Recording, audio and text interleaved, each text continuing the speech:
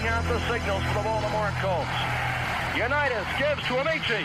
The Colts are the world champions. Amici scores. It's amazing, sensational, dramatic, heart-rending, exciting, thrilling finish in the history of college football.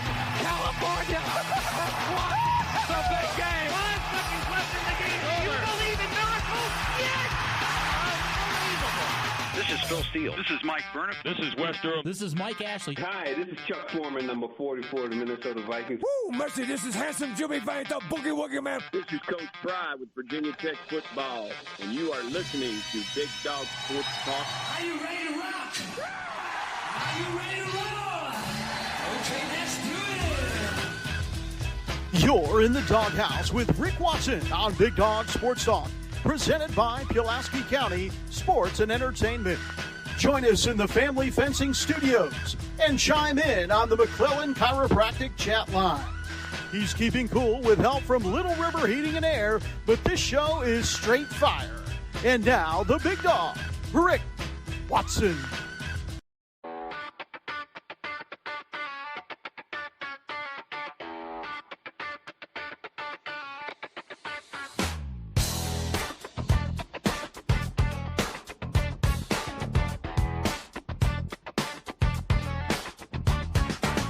Rick Watson's got the mic, he's the big dog king.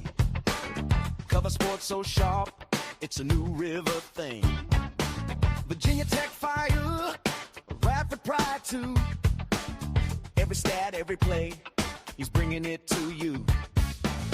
He's got that voice, deep as a valley, breaking it down, no dilly, no dally. Big dog sports talk, feel the bark.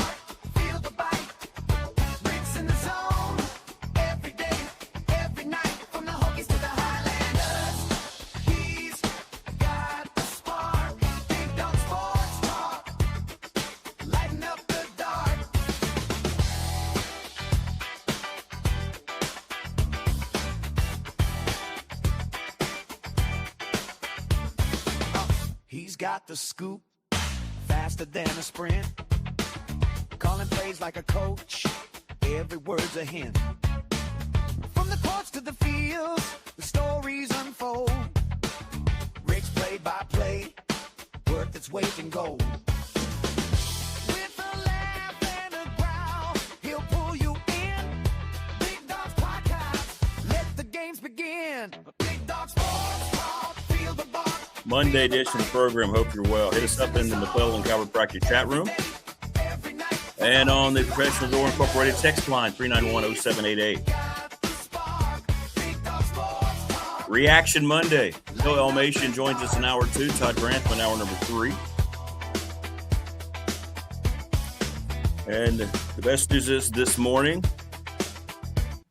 feels like for a little while anyway, we'll be able to wave bye-bye to wintertime weather, at least in terms of just exaggerated feel.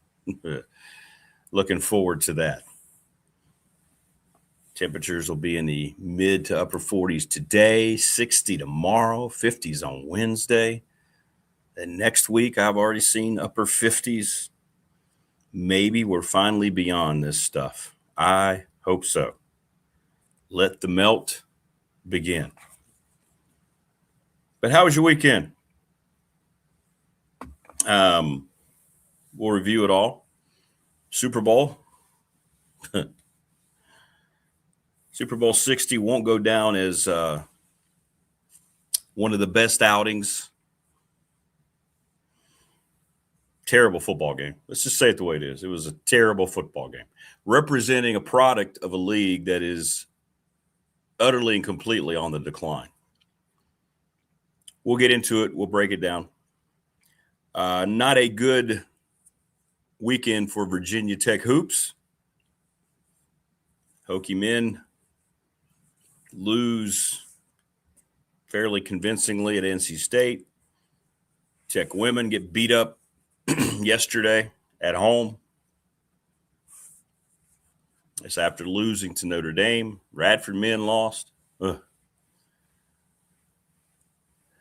What's up, Morris? From Rick Watson, his love of Highlanders University. I like that, Highlanders University. To Palm Coast, where we love it loud, proud, and live. No dilly-dally, just big dog energy. Bad bunnies are gone. BDST is live. What's up, Big Al? What's up, brother? Yeah, Super Bowl bust for the Super Bowl. There's no doubt that when you started to encapsulate the game, that the National College Football Championship, as stained and as corrupt and as disgusting as college football is, it was 10 times better than the Super Bowl build-up hype. I mean, really, there was nothing about it. It was 9-0 at halftime. There were 8 punts, no touchdowns. And I know Seattle has a good defense, and people are going to say, well, it was really good defensive football. Yeah, but it was really some bad offensive football, bad quarterback play. And again, you know, I'm going to sound like a bitter Broncos fan, but was the best AFC team really there? Would they have beaten the Broncos in Denver with Bo Nix? But it was never really a competitive game. Patriots were never really in it offensively, no adjustments whatsoever. Their offensive line looked pedestrian. And a lot of that pressure Seattle was getting, yeah, they were able to bring their corners and do some things early, but most of the time in the second half, it was all just a 4-man rush. Not something out of the realm that a professional offensive line should be able to adjust to. But the Patriots never did that. Drake May got a very abrupt education yesterday. And Sam Darnold wasn't great. Kenneth Walker was really the only good offensive player in the game. But just from the product itself, it was a very accurate representation of what we've kind of sensed the NFL has evolved into. Very mediocre to bad football. It didn't feel like a Super Bowl. There was no hype leading up to it. We talked about this going into it. No stories coming out of Super Bowl week. And unfortunately, this is where, look, I'm not going to get into this whole political backlash about the NFL. The NFL, I just hate that we can't have sports where things don't turn into a cultural war.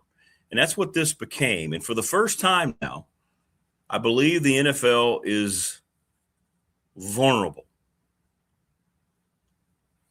I really do. Because I think what they've done is they've jumped the shark a little bit. They've played into the cultural war, right? By the choices that they made leading up to this game. And Roger Goodell, who has a strong political background, he's the son of a senator. His whole life was evolved around politics. Well, it's pretty clear that that's how he's running the league. And regardless of which side that you sit on, the fact that the league decided to feed the cultural war, right, tells you where the league stands. So it's going to be interesting to see how business goes throughout 2026, right?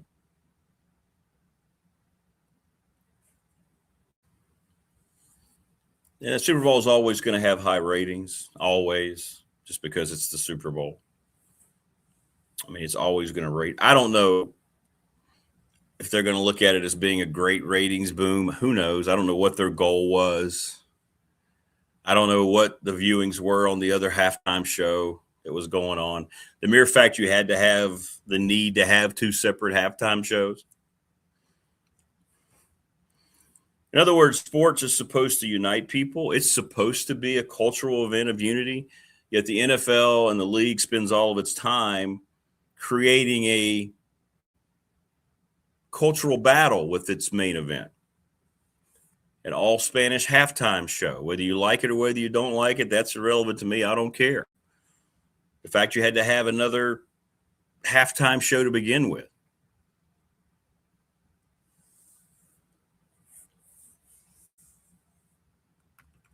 What's up, Cap in USA? I think that's the thing. American fans that built this sport are basically it feels like they're being told that they're not relevant anymore. And I think that's what people are going to have to come to grips with. And I think that's a good conversation to get into a little bit. Internationals added 9 more international games. They are pushing everything away from their core fan base. This did not feel like the great American event that it usually feels like, regardless of what teams are in there. Or if you're a bitter guy who lost the AFC Championship game. It never felt like that leading up to it. We talked about that for 2 weeks. This never felt like Super Bowl hype. It was treated as such, right? Seahawks and Patriots, 2 underwhelming personality-led teams. No mega stars on either team.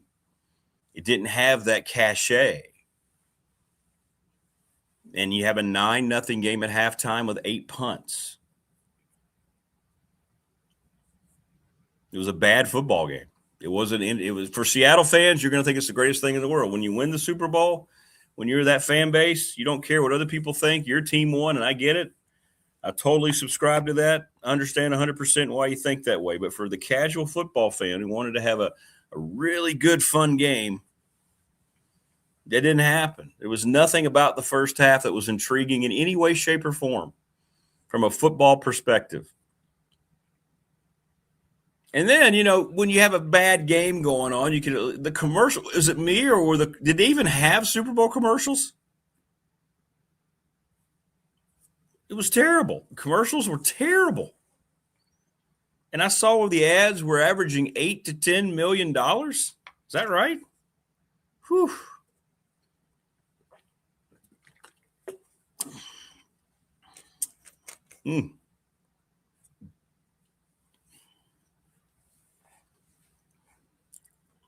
But we'll get your thoughts. The game itself, I sat there and, it was 19-0. Patriots scored. Then they got to stop. And you think, okay, well, maybe at least the ending might be intriguing. And then Drake May throws maybe one of the worst passes I've ever seen in the Super Bowl. It was picked. Seattle kicks another field goal, then they get another fumble, and it just was a bad football game.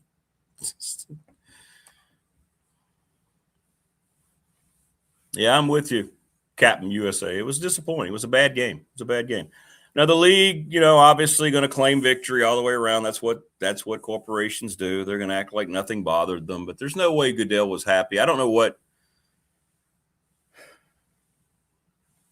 the numbers do. I don't know how people handle that. Like when a game is that bad, is it just on because it's the Super Bowl? Or do you go, this game sucks, and you flip it? I was watching an episode of Magnum P.I. last night. Waiting on the game to get interesting. But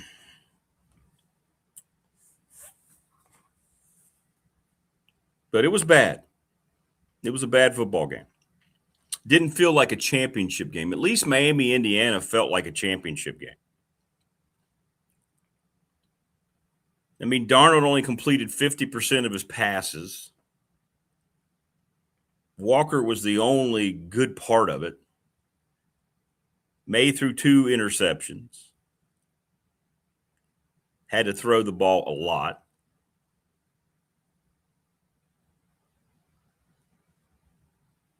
It was just a nondescript championship game.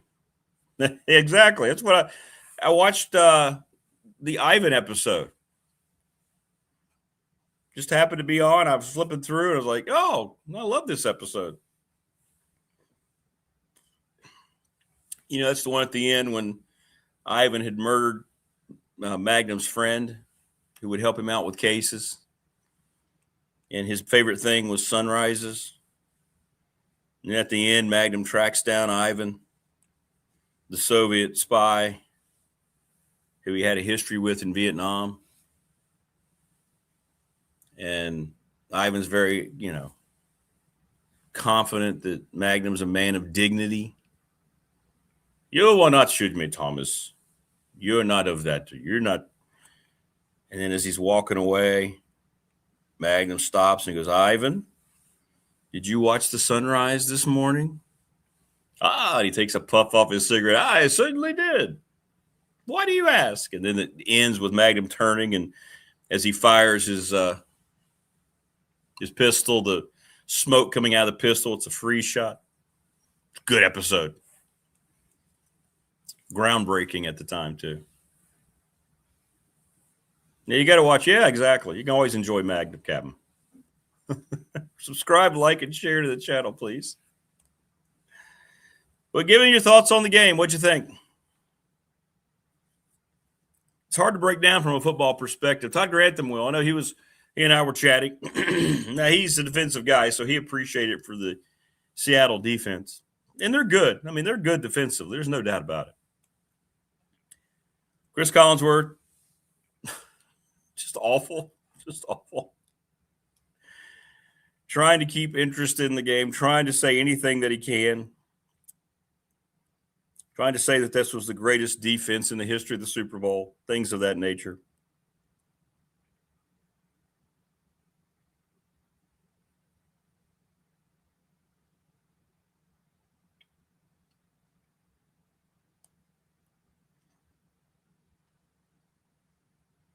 I mean, this wasn't the Steelers. This wasn't Steel Curtain we're talking about here. This wasn't Doomsday. Yeah, I didn't see any adjustments. Patriots didn't try to adjust their blocking schemes, didn't try to add a back, didn't try to do it. It just seemed like it was just, I don't know.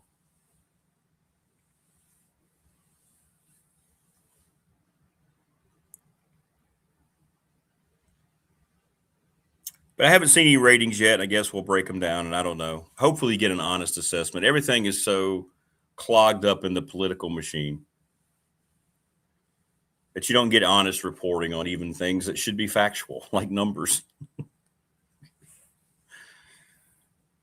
But it just didn't feel like a Super Bowl Sunday. It didn't feel like it all day to me. There was no – I mean, I actually remember looking down at about 6:30 going, I guess the game is coming on.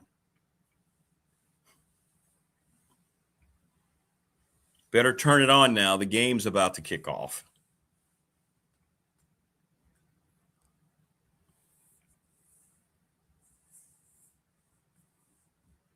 But the league will claim victory. They'll claim their massive international success. And there'll be nothing but proclamations of we're going to go forward now doing whatever we do. But for me, you can just watch with two eyes the product of the game. Forget all the political ramifications and forget the choices they made for entertainment. That's been debated on social media since the game started last night, and it's still going on. But just watching the game, college football is a much better football product right now, in my opinion, than the NFL. And I'll ask Todd Grantham that question, and Phil Elmassian.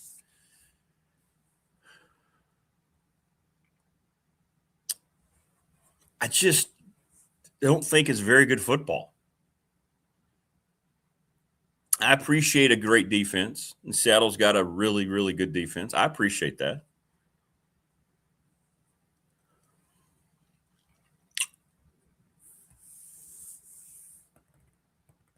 But beyond it, in Super Bowls, many Super Bowls, you'll see a quarterback be able to adjust. I think the lack of big stars in this game probably helped deaden the interest. I mean, it was Sam Darnold against Drake May at the most important position.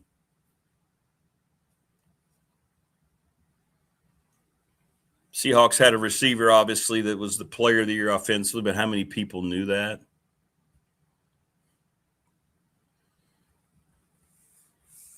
But we can talk about it, and we'll get your thoughts. College hoops, again, not good vibes for Mike Young's Virginia Tech Hokies. They get throttled pretty good on the road. They're still not healthy. This is starting to feel like this is going to be a season of missed opportunity. And I know it's not all of it directly tied to injury, but boy, oh boy, much of their progress has been hampered by just not being a healthy basketball team. And right now they're on the outside looking in the NCAA tournament. And I think given the money they finally spent for NIL, that's going to be a huge blow if they don't make the tournament. We'll see. There's still a lot of basketball left. They got a big one coming up against Clemson. They have to win that game. I don't know what the status is on Tyler Johnson. We don't get, the kind of updates that fans need. We thought he was going to play. I mean, Mike Burnip was on last week. He was supposed to make his debut. He still hasn't played. I don't know what's going on.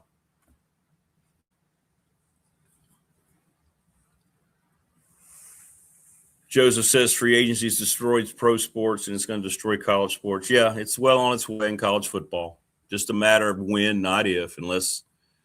And, I think I'm at the point, too, with college football, and y'all can let me know what you think. I don't believe we're going to have any fix to this. Athletic departments continue to post the massive amount of losses that they have. UCLA just did it over the weekend. $27 million deficit throughout athletics. I don't see a correction coming because there's nobody going to take the reins. There's not going to be a commissioner appointed because I don't know who's going to appoint them and what kind of power all of a sudden they're going to have. Who's going to do that? The NCAA, who has no power? Who's going to appoint a commissioner? It's going to continue to go what Joseph's talking about. The have and have-nots of free agency are going to start treating and turning college football into what baseball is.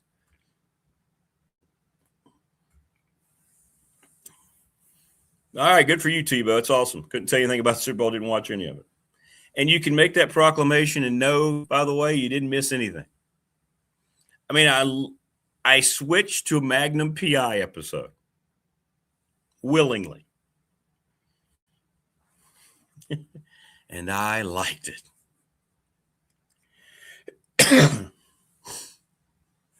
But for Tech Hoops, I mean, you got to win the game against Clemson on the road.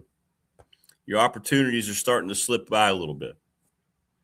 And I don't know. People hit me up on the text line about their health. I don't know. We're clearly not getting an honest appraisal, or at least we're not getting any kind of update that's telling us anything, because actions speak louder than words, and people just aren't playing. Tebow, I hope you had a good time at the women's game despite the outcome. NC State throttled Tech yesterday, right?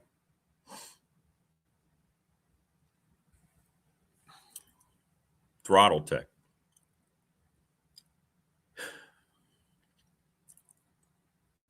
Didn't get to watch any of the game, Prometheus. Duke and Carolina. Marva texted me. I was down at High Point. And High Point beat Radford. And, I'm sitting there doing the game and checking the scores. And I saw that Carolina had won. I didn't have any context. I didn't know about the last second shot. And then Marv was like, hey, how come you haven't sent me a text? And I'm going, well, wait a minute. I'm on air down here. We got our own game going. It was a tight game. Wasn't really decided in the final couple of minutes. So I still haven't seen the highlight. I'm not look, I appreciate the rivalry, but I'm not a guy who has to watch Carolina play Duke. I would have liked to have seen the shot.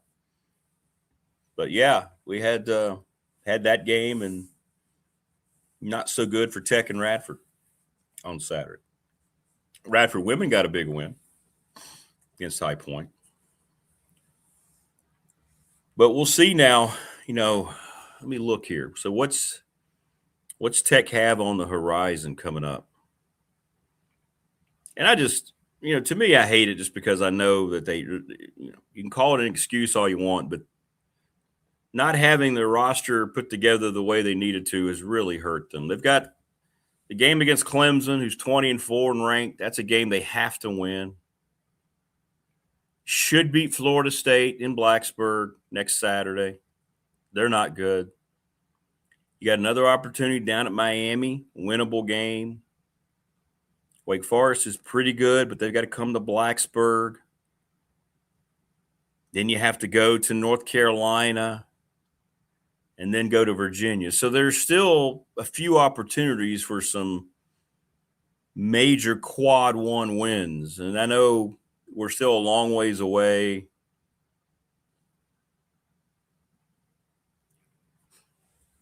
But we'll see. We'll see.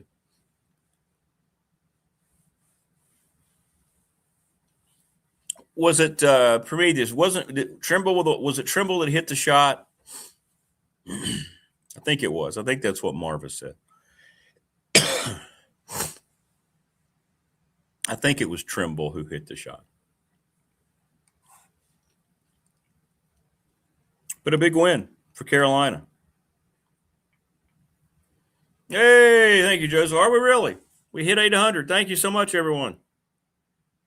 Now we got to get over 800. Thank you. Thanks, everybody who subscribed.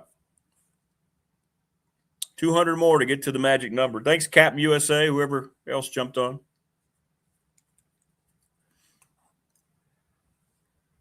But we'll get your thoughts on the game and Super Bowl if you want to talk about it. I don't know what there is really to talk about. Todd will, I know. As a defensive guy, he enjoyed what Seattle was doing. We'll talk to Phil Elmassian. We got a big week this week. My goodness. We've got Marty and Rags on Wednesday confirmed, by the way. So we're looking forward to that. Brian White's going to join us on Wednesday. He's got a new book out called The Locker Room Is Not for Sale. We'll talk about that a little bit with Coach Elmo coming up. We got a lot of stuff this week. Alex Square, we're going to start. This is college baseball week.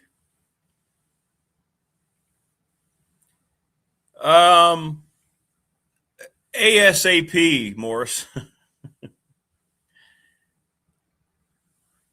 If to get to 1,000. What 1,000 does is ensures that you have a 3-year window on this format.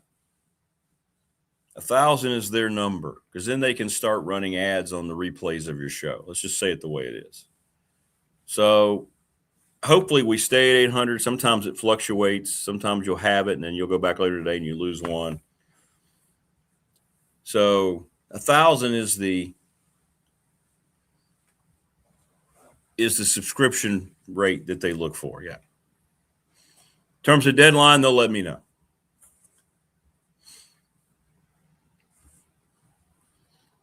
They're thrilled with the constant views we get. The rewatches are huge. We averaged over 700 views a show last week. That's a lot. That's over 3,500 views.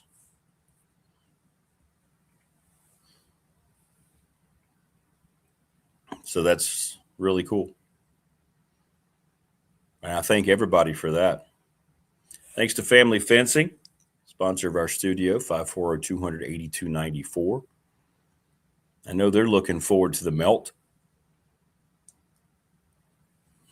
They can get to work, People's Yards. McClellan Chiropractic, thanks to Mark Hunley over Walters Drive off Peppers Ferry Road. Professional Toll Incorporated, thanks Travis, 540-391-0788. Sponsor of our text line, commercial, residential, garage doors. Pulaski County Sports Entertainment. Tim Miller is going to join us this week. We got a lot happening. Presenting sponsor of this program. Thanks to Lawson's Mobile Home Supply over at 300 North Franklin Street. And I hope the NRB Super Bowl had a great time yesterday at their Super Bowl. Give them a call, 540-382-5525. Little River Heating and Air, 1095 Radford Street in Christiansburg, 540-553-2971. Ryan Pry, the attorney, our BDST fan question of the week, 701 West Main Street in Radford. Trust in estate planning. National Bank, member FDIC. It's our exclusive banking partner here on the program. If you're not happy with your bank, you should try National Bank. My exclusive banking partner for 35 years. And Bob Christ and the Ready Set Fund, ReadySetFund.com. Bob Christ, CRIST11@gmail. If you want more information, just check out the website. They can help you raise money within a week, help hit your goals. And thanks to all those folks. Agreed, Tebow. Yes, BDST is global. 13 countries represented in our subscription base, which is kind of cool. Yeah, they have handled the Tyler Johnson thing. They did it. They kind of did a little bit with Lawal too, right? Shortly after he was hurt. Yeah, he's, day to day. Then it became week to week, and then he's out a month. I mean, it felt like to me when we talked to Burnup last week, he was led to believe Tyler Johnson was ready to go this week. Didn't play any. So I don't know where all that sits. It's frustrating. It's clearly affected their season. It would have to when you lose that many games to injury. People are going to tell me I'm trying to cover for Mike Young, and I'm not. I'm just telling you how it is. You know that. Come on. If you don't have a full throttle of your talent, you can't go out and put forth the kind of season that you're supposed to have.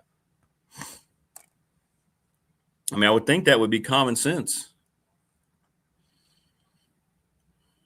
But the team is kind of stagnant right now, to say the least. Wasn't a very inspired. I went back and watched a lot of the highlights of that game. Abadalis shot better, but only 6 field goal attempts, and he turned the ball over 5 times. Something's still not right with him. No, I haven't. I would. I have not been. Well, I had a couple of appearances planned, but then the shows did something else, or they didn't go on the air that day. I have not. That's what I need to do, Joseph. I would love to go on and promote the show.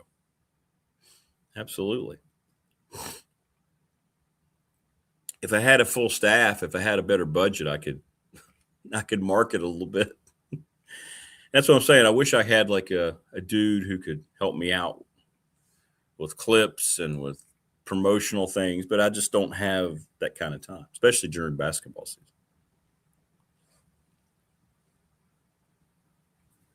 So, yeah. Avadala's back hurts from carrying all that money. I mean, I think at this point you have to say it. He has not lived up to the hype. I mean, that's $2.5 million or thereabouts.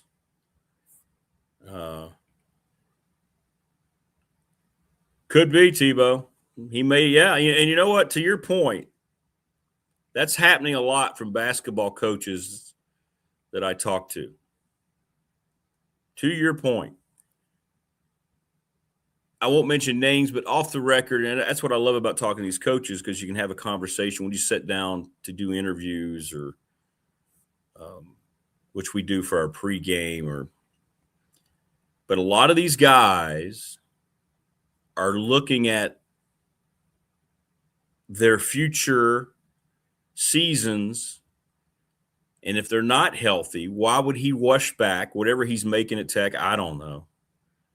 He's only got a handful of regular season games left.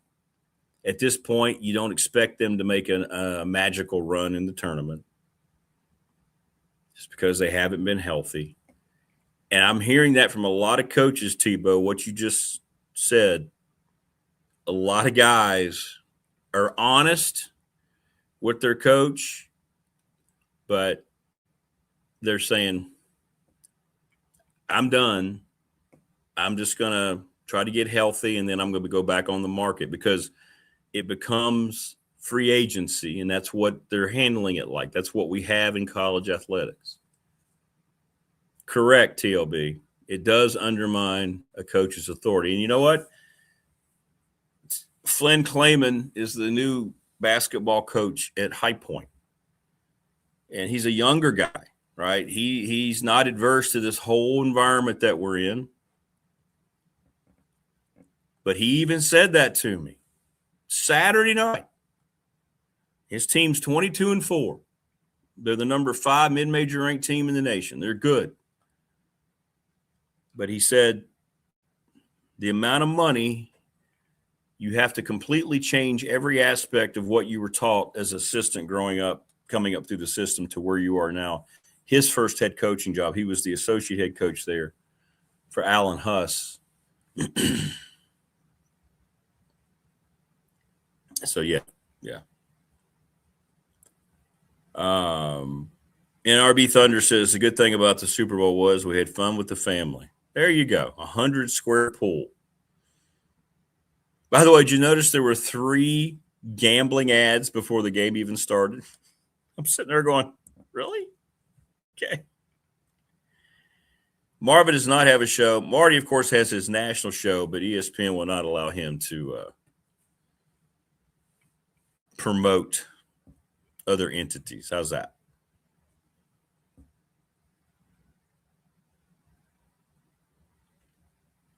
Maybe I could host member join parties. Yeah. I'd be all for that.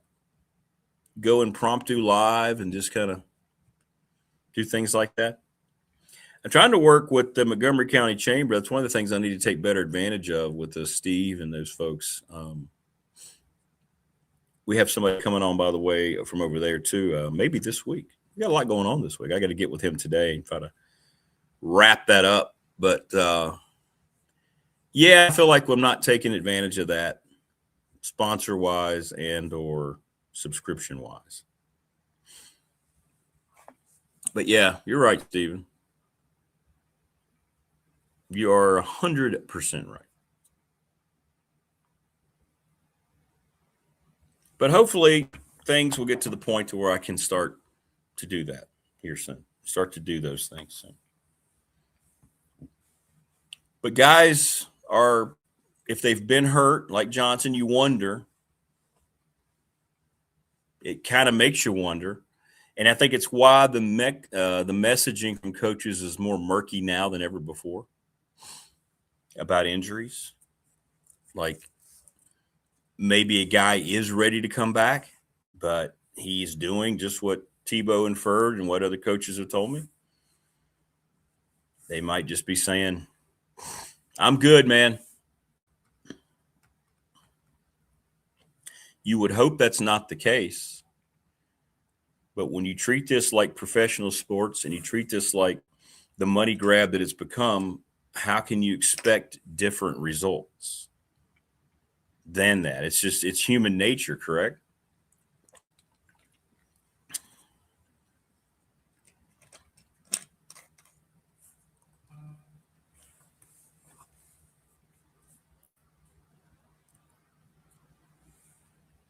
Many people on the text line last night talking about what a terrible football game it was. And it was.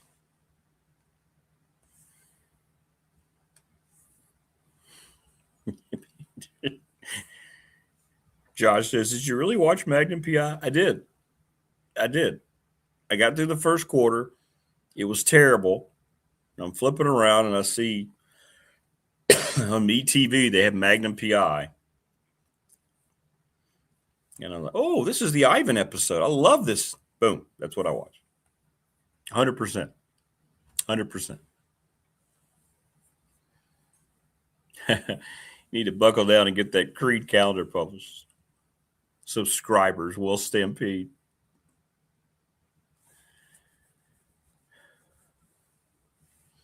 Tebow says Lee Bryce sang a song last night at the Real Halftime Show. It ain't easy being country in this country anymore. I'll have to check that out. Good. I'm glad. Glad it was. I know it had I think I've seen in all of its formats over 30 million people watch that halftime show. I would think that would concern the NFL. But again,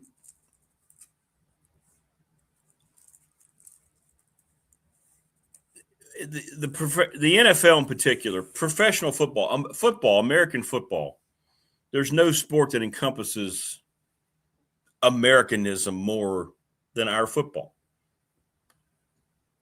It's not a natural sport anywhere else in the world. Unlike soccer, what baseball's become, basketball, whatever you pick out, nothing has. They keep trying to promote it. They keep having all these other leagues. They sponsor youth leagues, but it's not the same. 25 million views. There you go. See, there you go.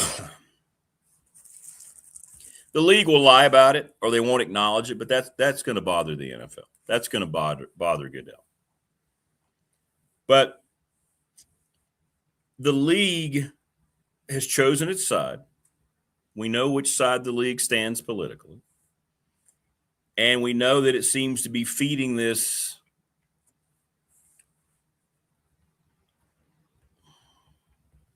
agenda to steer away from the group of folks that made the NFL what it is. I don't think you can debate that on either side of whatever political landscape you may sit on. The league has actively now gotten involved in culturalism, which it did last night, having a halftime show performed entirely in Spanish. I think I saw that 16% of this country has folks in it who speak fluent Spanish, 16%.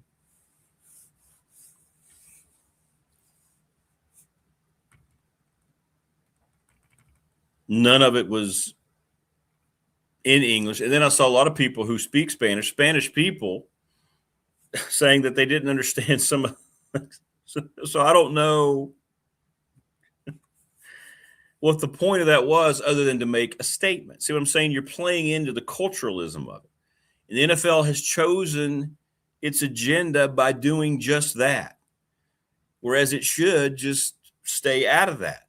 Be what you are as the most popular sport in this country instead of playing into all this. Why does everything have to be a cultural war? Why couldn't it just be the American football game that takes the world by storm on a Sunday like it always has been? But the build up to it, the controversy to it, completely took away from the Super Bowl weeks leading up to it. You had two teams nobody outside of those areas cared about. This isn't the Belichick-Brady Patriots. You don't care about them the same way. Seattle, if you will, very good defensively. Kenneth Walker is a great offensive player, but they're kind of a nondescript franchise in the, Northwest, upper Northwest. Nobody.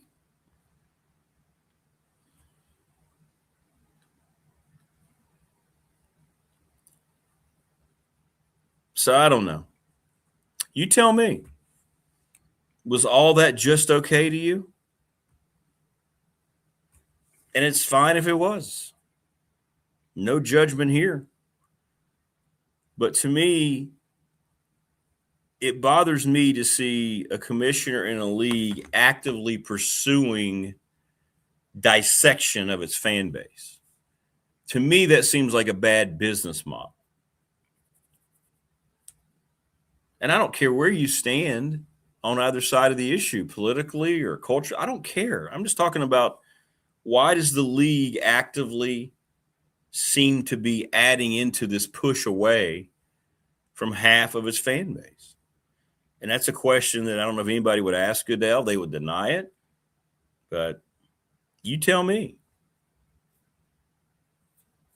What is there to be gained? Do they think the international market's going to provide them an iota of the success that they've had here abroad? I don't know. But they're going to make more money. They're going to announce record revenue.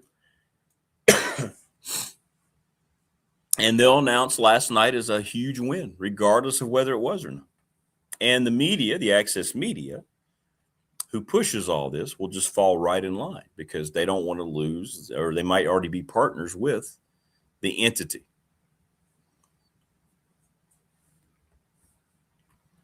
Joseph says, imagine if Michael Vick was playing college football. He'd be playing for a different team every year. Yeah.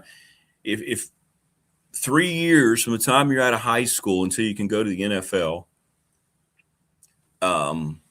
Mike Vick would have played his year at Tech, would have been offered probably $10 million a year from Alabama or Ohio State or Georgia. And no matter how much he loved Virginia, no matter how much he loved the whole connection from Tidewater to Virginia Tech, he likely would have been gone. Correct. Those days are completely over. Completely over.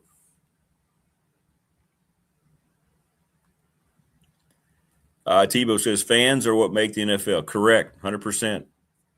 Yet fans can't even afford to go to the Super Bowl. Yeah, if the average seats were thousands of dollars.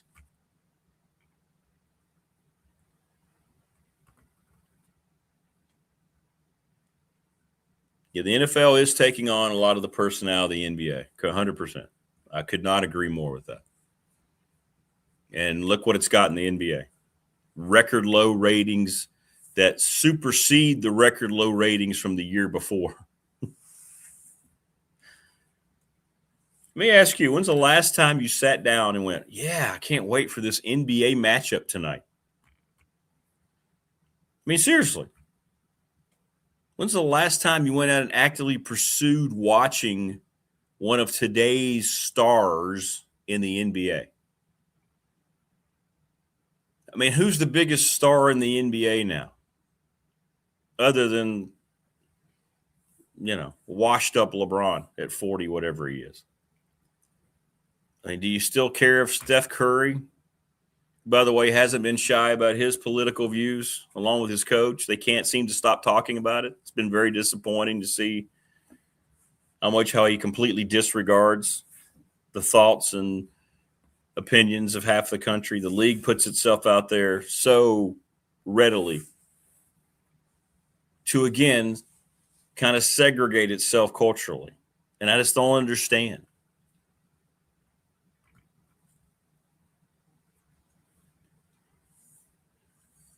And sports is supposed to be the great unifier.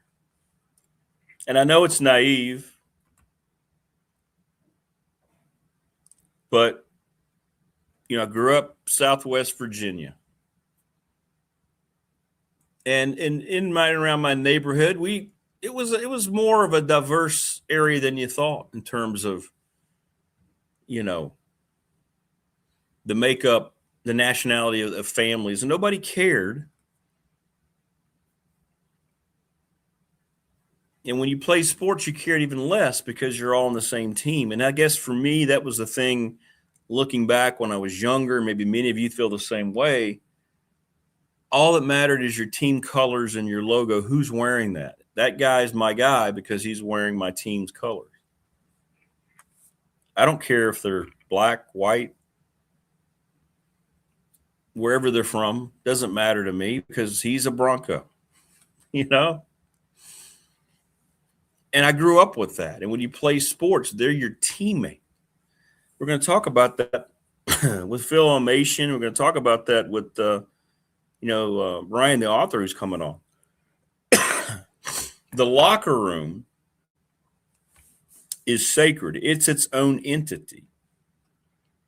The only group that matters in that locker room are teammates. It doesn't matter what you look like. It doesn't matter about your politics. It doesn't matter where you're from. It's a matter about, are you going out there and you working like me? And then we go out there on, in my case, Friday nights for Pulaski County. You're wearing the burgundy and gold.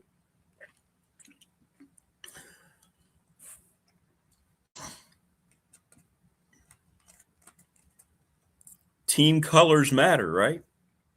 Individual color does not. Individual culture does not, because you're on the same team. Well, we've gotten so far away from that with the NFL now. There's no hesitation to continue to divide the lines. It's bizarre to me.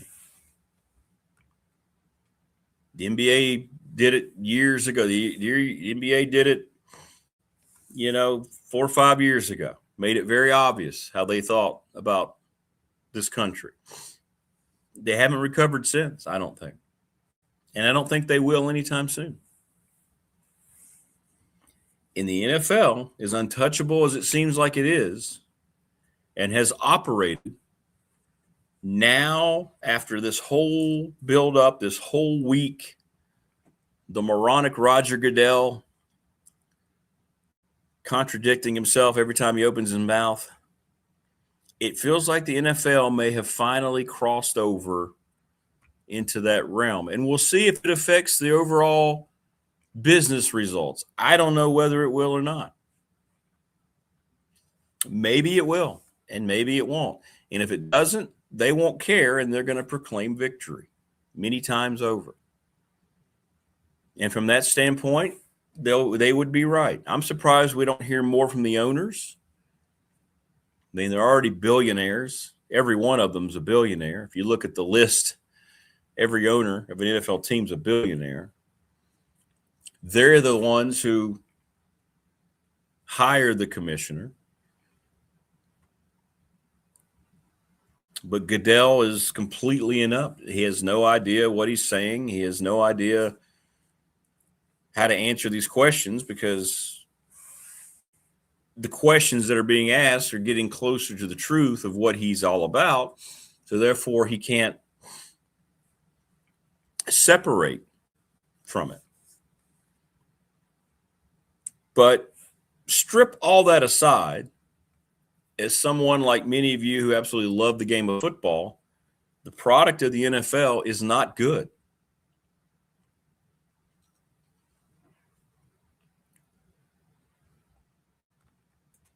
I mean, it's not. One of the honorary captains last night was Joe Montana. And I'm thinking, God, he was so good. Watching him adjust and how you'd see he and Bill Walsh change game plans in the man, you just don't see it anymore. In any way, shape, and form do you see it ever.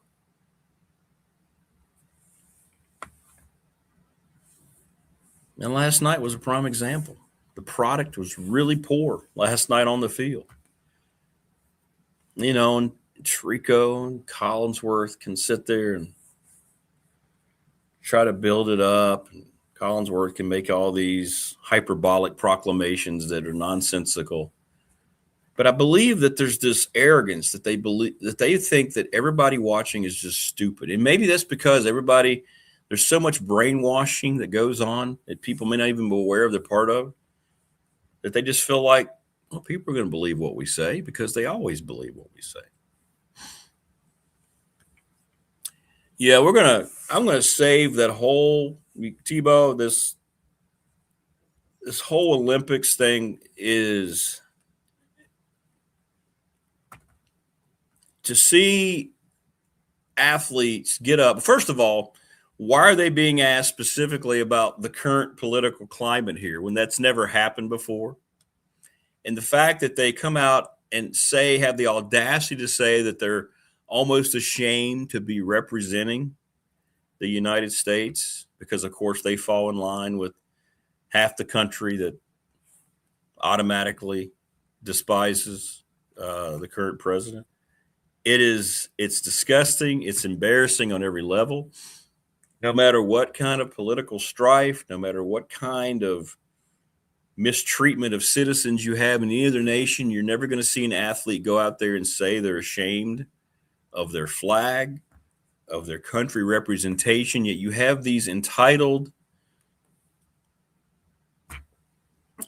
Generation Zers, whatever they are, that are already wealthy. They've been training their whole lives. They grew up in affluent neighborhoods, gated communities, every benefit this country has. And they get asked a question about the current environment in this country, and they're all acting as if they're embarrassed to be representing this nation. That's our U.S. Olympic team.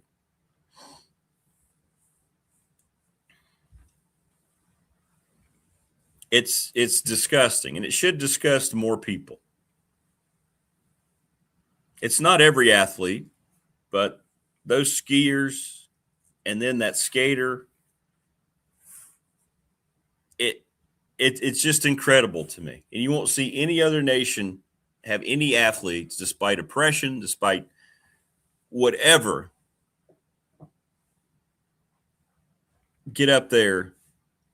And because this country does provide you the freedom, the irony is they'll never see the irony of it, because it's the fact that you are in America. You can go out and speak your mind. But now we don't want to recognize that. We just want to talk about all these things to feed into it. And now I see all those athletes that were highlighted were urged to delete their social media. They're losing sponsorships. You can't even send an Olympic team representing this country without there being divisiveness. And everyone plays into it. Why? The media plays into it. This is exactly the goal. Unfortunately, in my opinion, this is the goal for way too many people that have way too much influence.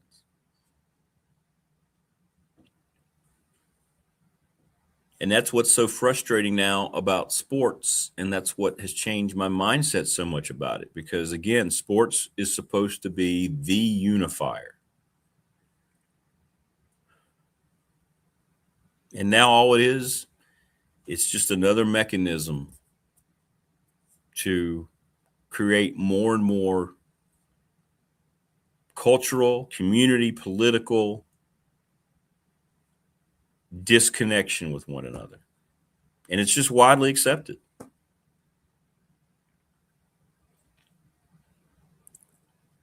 And that's why sports, I think, right now is in a very critical situation. The money's still there for the NFL. billion-dollar contracts. I mean, heck, college football is going to sign $1 billion contract coming up, to the point that we've never seen before.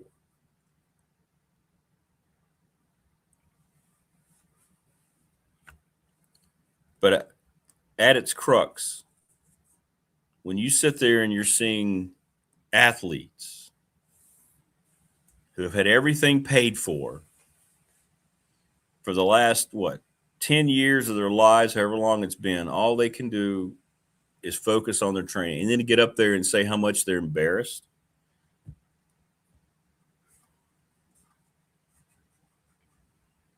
You know, I think back to the 1980 hockey team, and they've been showing a lot of that. And that moment and what it meant to the world, but particularly to the United States. We're never going to have that again. Nothing that Team USA does now, nothing's going to ever matter at this point. Because now you have this whole black cloud hovering over it with the mindset of those athletes. What's the rest of the world think?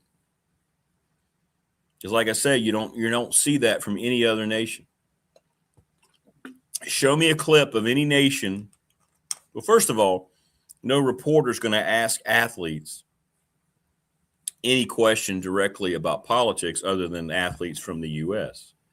And the reason they do that is because they already know how culturally divided this nation is politically. And they know they can get away with it because in their minds, that's what America has become.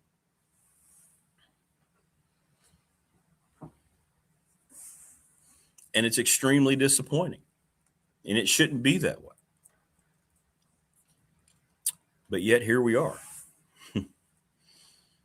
And until people take a stand and tell it to stop, well, I don't know.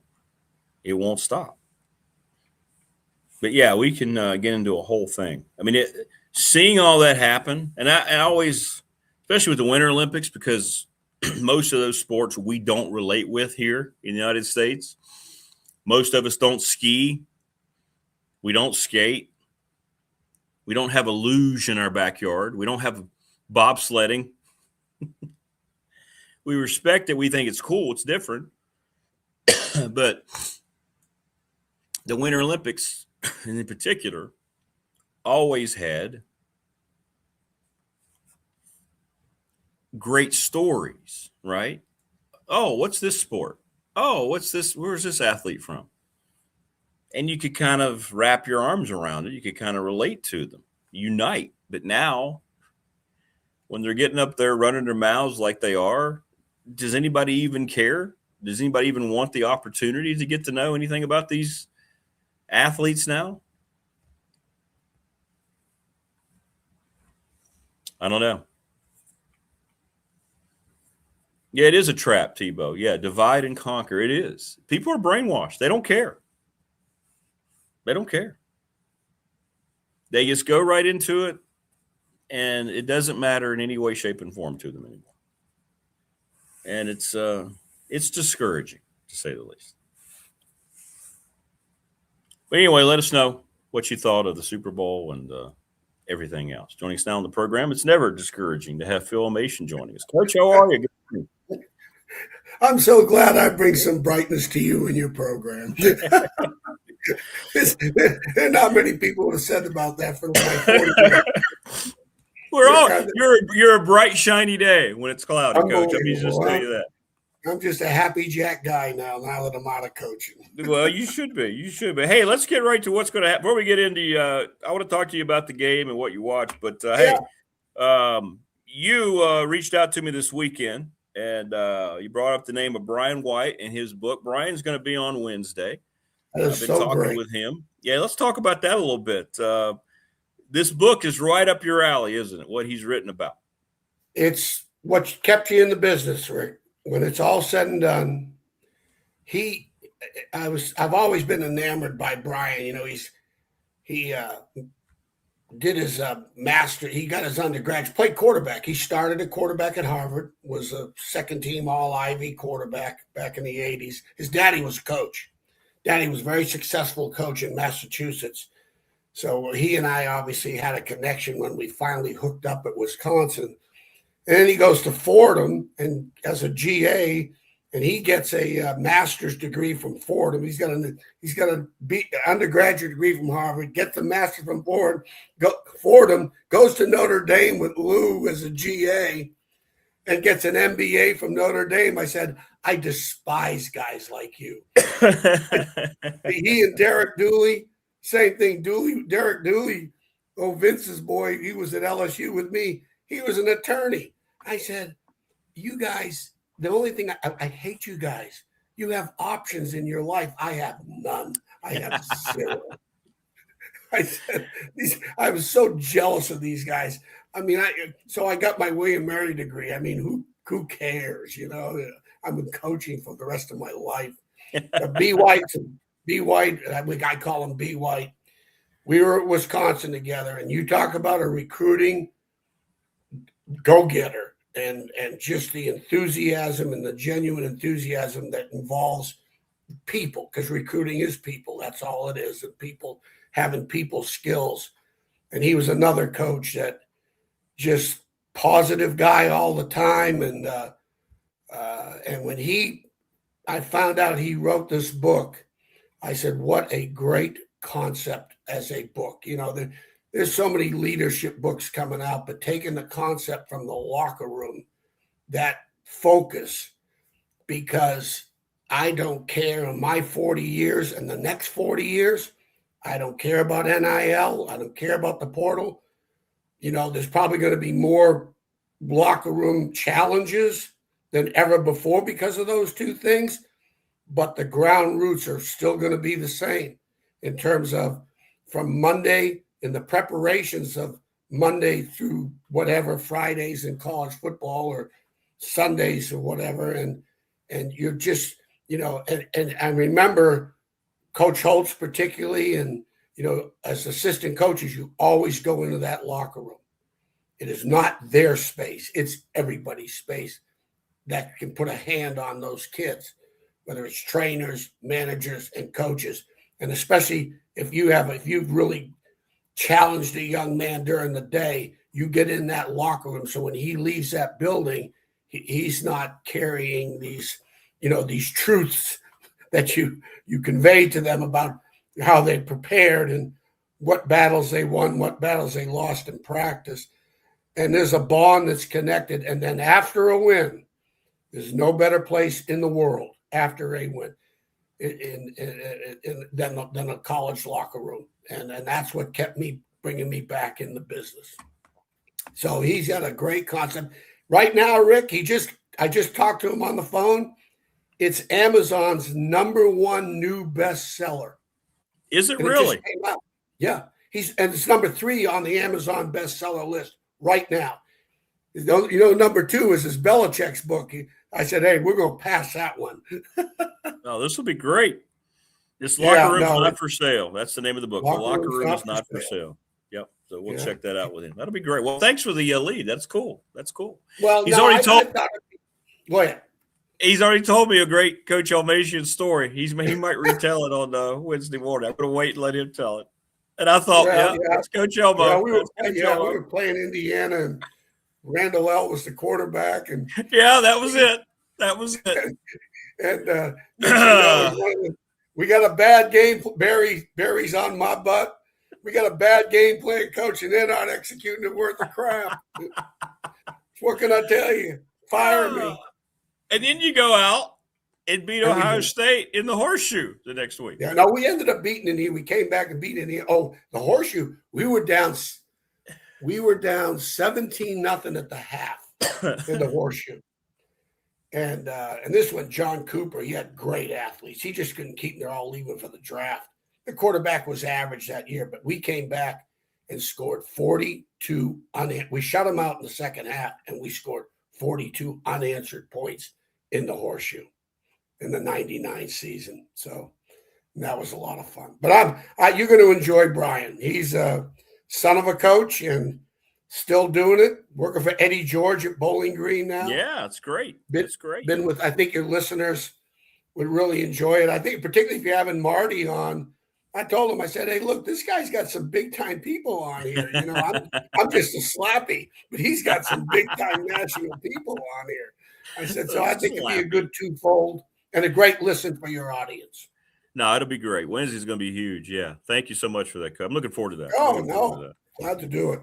And we have an audience that will respond. Like we have peeps that will hear the interview, hear about the book, and they will go out, either get the book, order it, or download it. They will. Let me tell you, if you are, which 100% anything you're doing, you're obviously dealing with people, whether you're, the groundworks or you're in charge, the man in charge, it's a great read. It'll be a great read. It's life lessons that are in the experiences of being in that locker room, which is a very sacred place.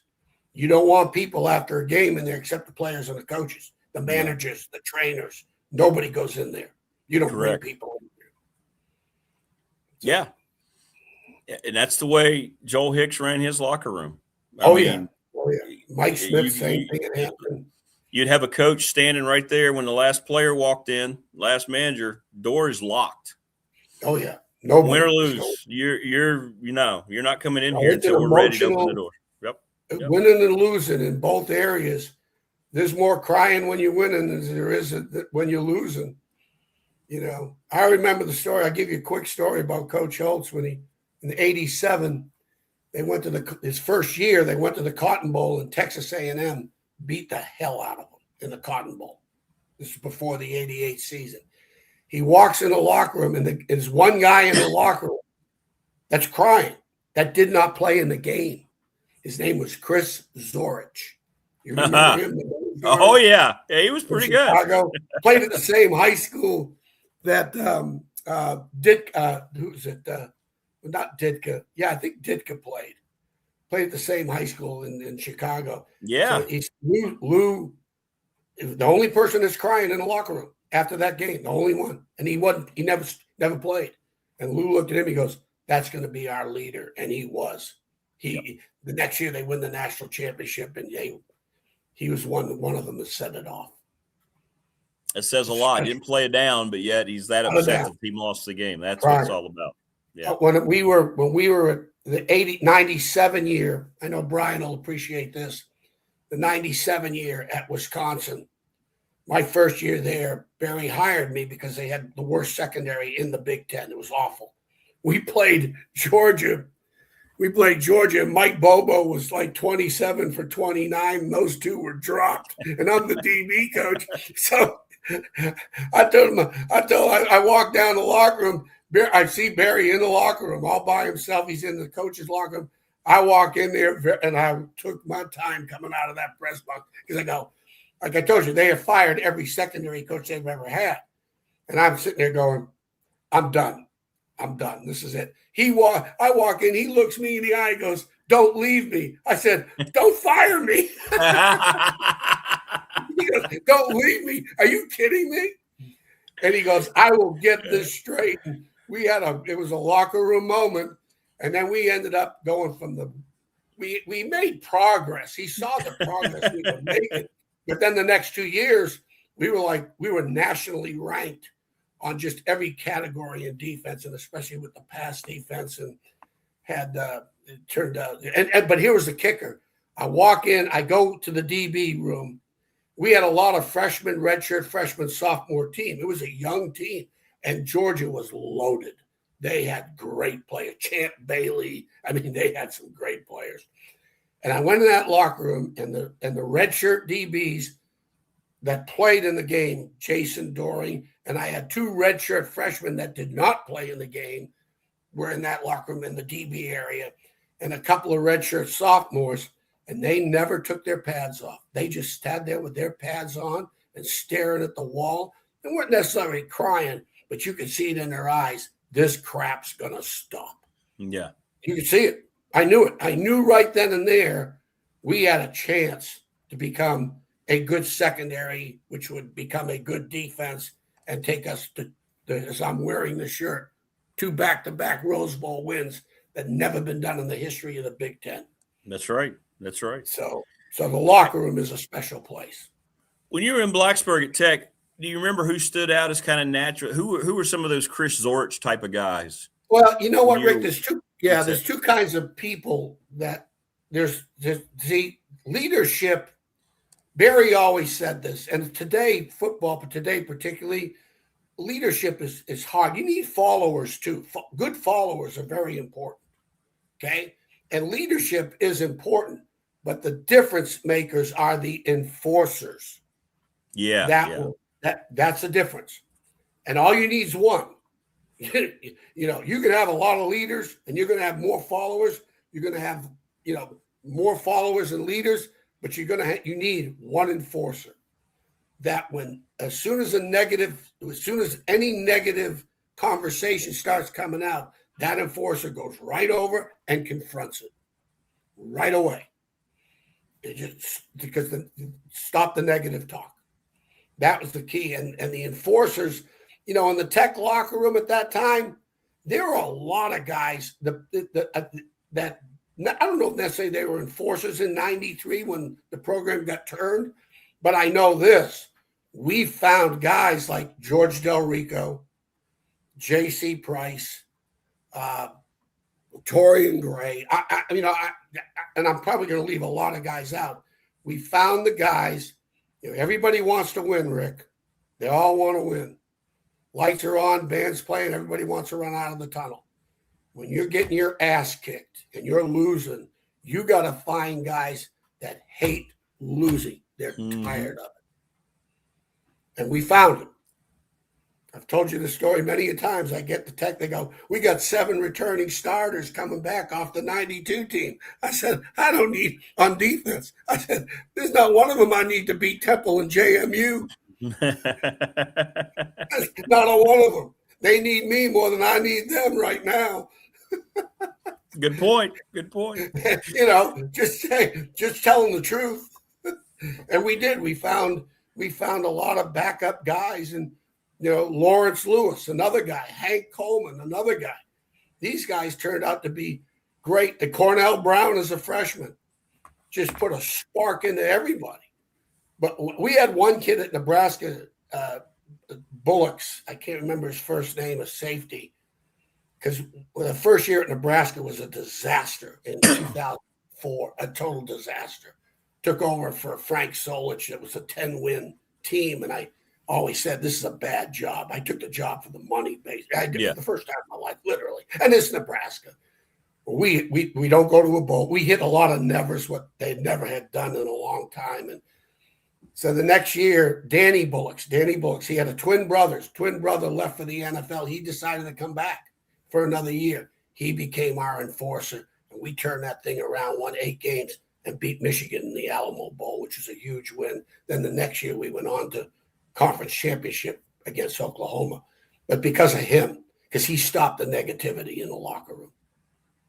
You think those types of guys are going to be harder to find now in the age of money? Oh, yeah. True enforcers. Are they really going to care to that it's point? Like anything else, winning helps the enforcers too. So, I'm sure I got to believe it, like Indiana, a lot of good followers, a lot of leaders, some leaders, and probably had an enforcer or two. And not necessarily that they're jumping their ass. It's just what's the difference between the enforcer and the leadership? PMA, positive mental attitude. Yeah. That's how they're brought up. As we've talked about before, you got a choice. Greatest power God gave is the power of choice. You confront it with adversity. You got 2 choices. Okay? Be positive, stay in the moment. Next play, next drill, I'm getting better. Encouragement. And Barry believed it all started with the coaches. Barry always made that point. If we lead, players will follow. He put it on the coaches. Now, if we got an enforcer out of it, great. But he truly, truly believed you lead, they will follow. And he was one of the coaches that really, he got that from Lou. Yeah. And as he worked with Lou, and then we all got it from Lou from that perspective. So, even Coach Saban was kind of different. Coach Saban had a really different approach. There was method behind his madness. During practice, particularly, he jumped players, particularly the DBs, because he's working with them. But let me tell you, every coach got an ass chewing on that field, and it rallied the players. The players loved us. They knew what we were going through. Yeah. So they wanted to rally around you, right? After exactly. Good cop, bad cop. You got to always play off your coaches as an assistant. For Nick, don't worry about motivating him. Just coach him. Go recruiting and coach him. That's all you had to do with Nick. All you had to do. When I'm with Frank, I'm the bad cop. Frank's a good cop. Right. I'm the bad cop. Right. And George Welsh, I became the good cop with George Welsh because George was so negative on the field. He was, and then all those Navy guys that came with him, as soon as he went negative, they're all going negative. And here I am. I'm coaching Jeff Loggeman and David Griggs, just having one hell of a time. I'm the happy Jack guy on the field for the first time in my career. It's your perspective. I was just thinking about that. You think about who you got the chance to work for, the 2 guys that turned the programs here in the Commonwealth. Frank Beamer. I mean, what comparisons did George Welsh and Frank Beamer have? It's apples and oranges. I was going to say what. Yeah, that's cool though. You were right there for both of it. You were right there for both turns. Well, right? When I got to Virginia Tech with Frank, they'd won 2 games. We turned it around, won 9. When I took the Virginia job, they'd won 3 games and William Mary beat them. And I got the Virginia job because of Virginia Tech for 2 years. We beat the living crap out of them. And George knew he had better talent. He had NFL guys. We didn't have anybody drafted in the Army in 86, and that's how one of the reasons. And Danny Wilmer helped me and the recruiting in the state of Virginia. So that's how I got the job. But both coaches, when you look at the recruiting part of it, Frank had a great, the football coach of the state of Virginia, they respected George and they respected Frank, but they liked Frank too, because he was just one of them. He was just a good old boy, and then, but all of a sudden, you got Danny Wilmer, Tom O'Brien. I mean, we're signing Kirby, Slade, the Barbers. The list is ridiculous. USA Today Player of the Year, Terry Kirby. When's the last time that's happened? Right. And then he gets the commitment from Ronald Curry. So that's 2 USA Today Players of the Year in Virginia. And George, I'll tell you a quick story. We're recruiting a guy named Ron Kolakowski, who played in Virginia. His son, I can't remember his first name, he's in Detroit, and it's us in Notre Dame. I get to Virginia my first year there in 87. So he and I fly up to Detroit. George, he didn't hate recruiting, but he just he hated recruiting to a point. So George, we're walking out of the hotel, and George goes, we're going into a home visit. I swear to God, I'm not embellishing. He looked at me and goes, I'm not good at this. A home visit. I go, what? You know, hey, I've been with Lou Holtz and all these guys. When you walked into a home visit with Lou Holtz, you were the greatest person that ever coached the game. He sold you. Lou sold you, and he would. It was the home visits. Nick Saban in the home, Lou in the home. It was a great experience. George in the home. You know, it's a naval guy. You know, he's been at Penn State. He's, you know, and all of a sudden, so I said, Coach, there's a bar right down the street. we had plenty of time. Took him to the bar, threw 2 scotches in his ass. Next thing you know, he knocked it out of the park. He walked out. He goes, how do we do? I go, Coach, you did great. I love recruiting now. Yeah. Hey, were you there? Mark Dixon, when he was at UVA, were you there? You remember that name at all? Mark was a freshman. Okay, because he, won so good at Galax, Pulaski County High. He's such a great high school football coach. And he used to talk about, he was. And he played for the Patriots, played in the NFL. Yeah, great player. And he used to talk about, I was going to ask you about that because he talked about George Welsh. He said George Welsh made you feel like you never knew anything about the game of football until you talked to him. He was that smart of a coach. When he was in a staff meeting, you know, George, now, he brought Nick Saban in when Nick was an assistant with the Houston Oilers. You know, he had a great relation with the Navy, connection with his dad, George, you know, with his dad. And Belichick, he had Belichick in when he was a D coordinator for the Giants. He would bring people in, and that's why even for myself, he was so enamored at what we were doing at Virginia Tech in terms of not just schematically, but how we got these kids to beat his teams that had Dombrowski, Mikowski, Barry Word, John Ford, NFL guys. Yeah. And that's George. George had a steel trap mind, and he had the one skill that all the great leaders have, and that's listening. Yeah. And be careful what you say. That's a great point. Yeah. It could come back to bite you in the ass because it's a steel trap mind. And he'll call you on it if it's not working. Yeah. But that's interesting. The great, even Nick, who would run the meetings defensively, Nick, you know, he's going to listen, especially in recruiting. He'll listen. What your thoughts and what your eyes see, he will really listen to formulate the final opinions on the young man. Yeah, that's a great attribute. You know, John Wooden used to say the same thing, right? And too many people in charge of whatever today don't listen to the people who work under. They don't care. Yeah. Correct. Yeah. My problem in my career, I moved around so much, you know, and there's those stories behind it. Some control, some no control. But when you're teaching, you're really not learning. When you're talking, you're not learning. You're not. And so when you got to keep going into programs, you know, failing programs, and that's why a lot of them, I'd say over 3/4 of them, I got hired because of skills I had and experiences I had and in evaluating personnel. You know, it's easy. The portal's easy today. We had to do it the hard way. We had to fight like Virginia Tech or UVA. We had to find kids that were already there, and the second and third strings or the walk-ons. And get them into 9-win season players. So it was harder, more challenging, but way more gratifying because it wasn't an easy fix.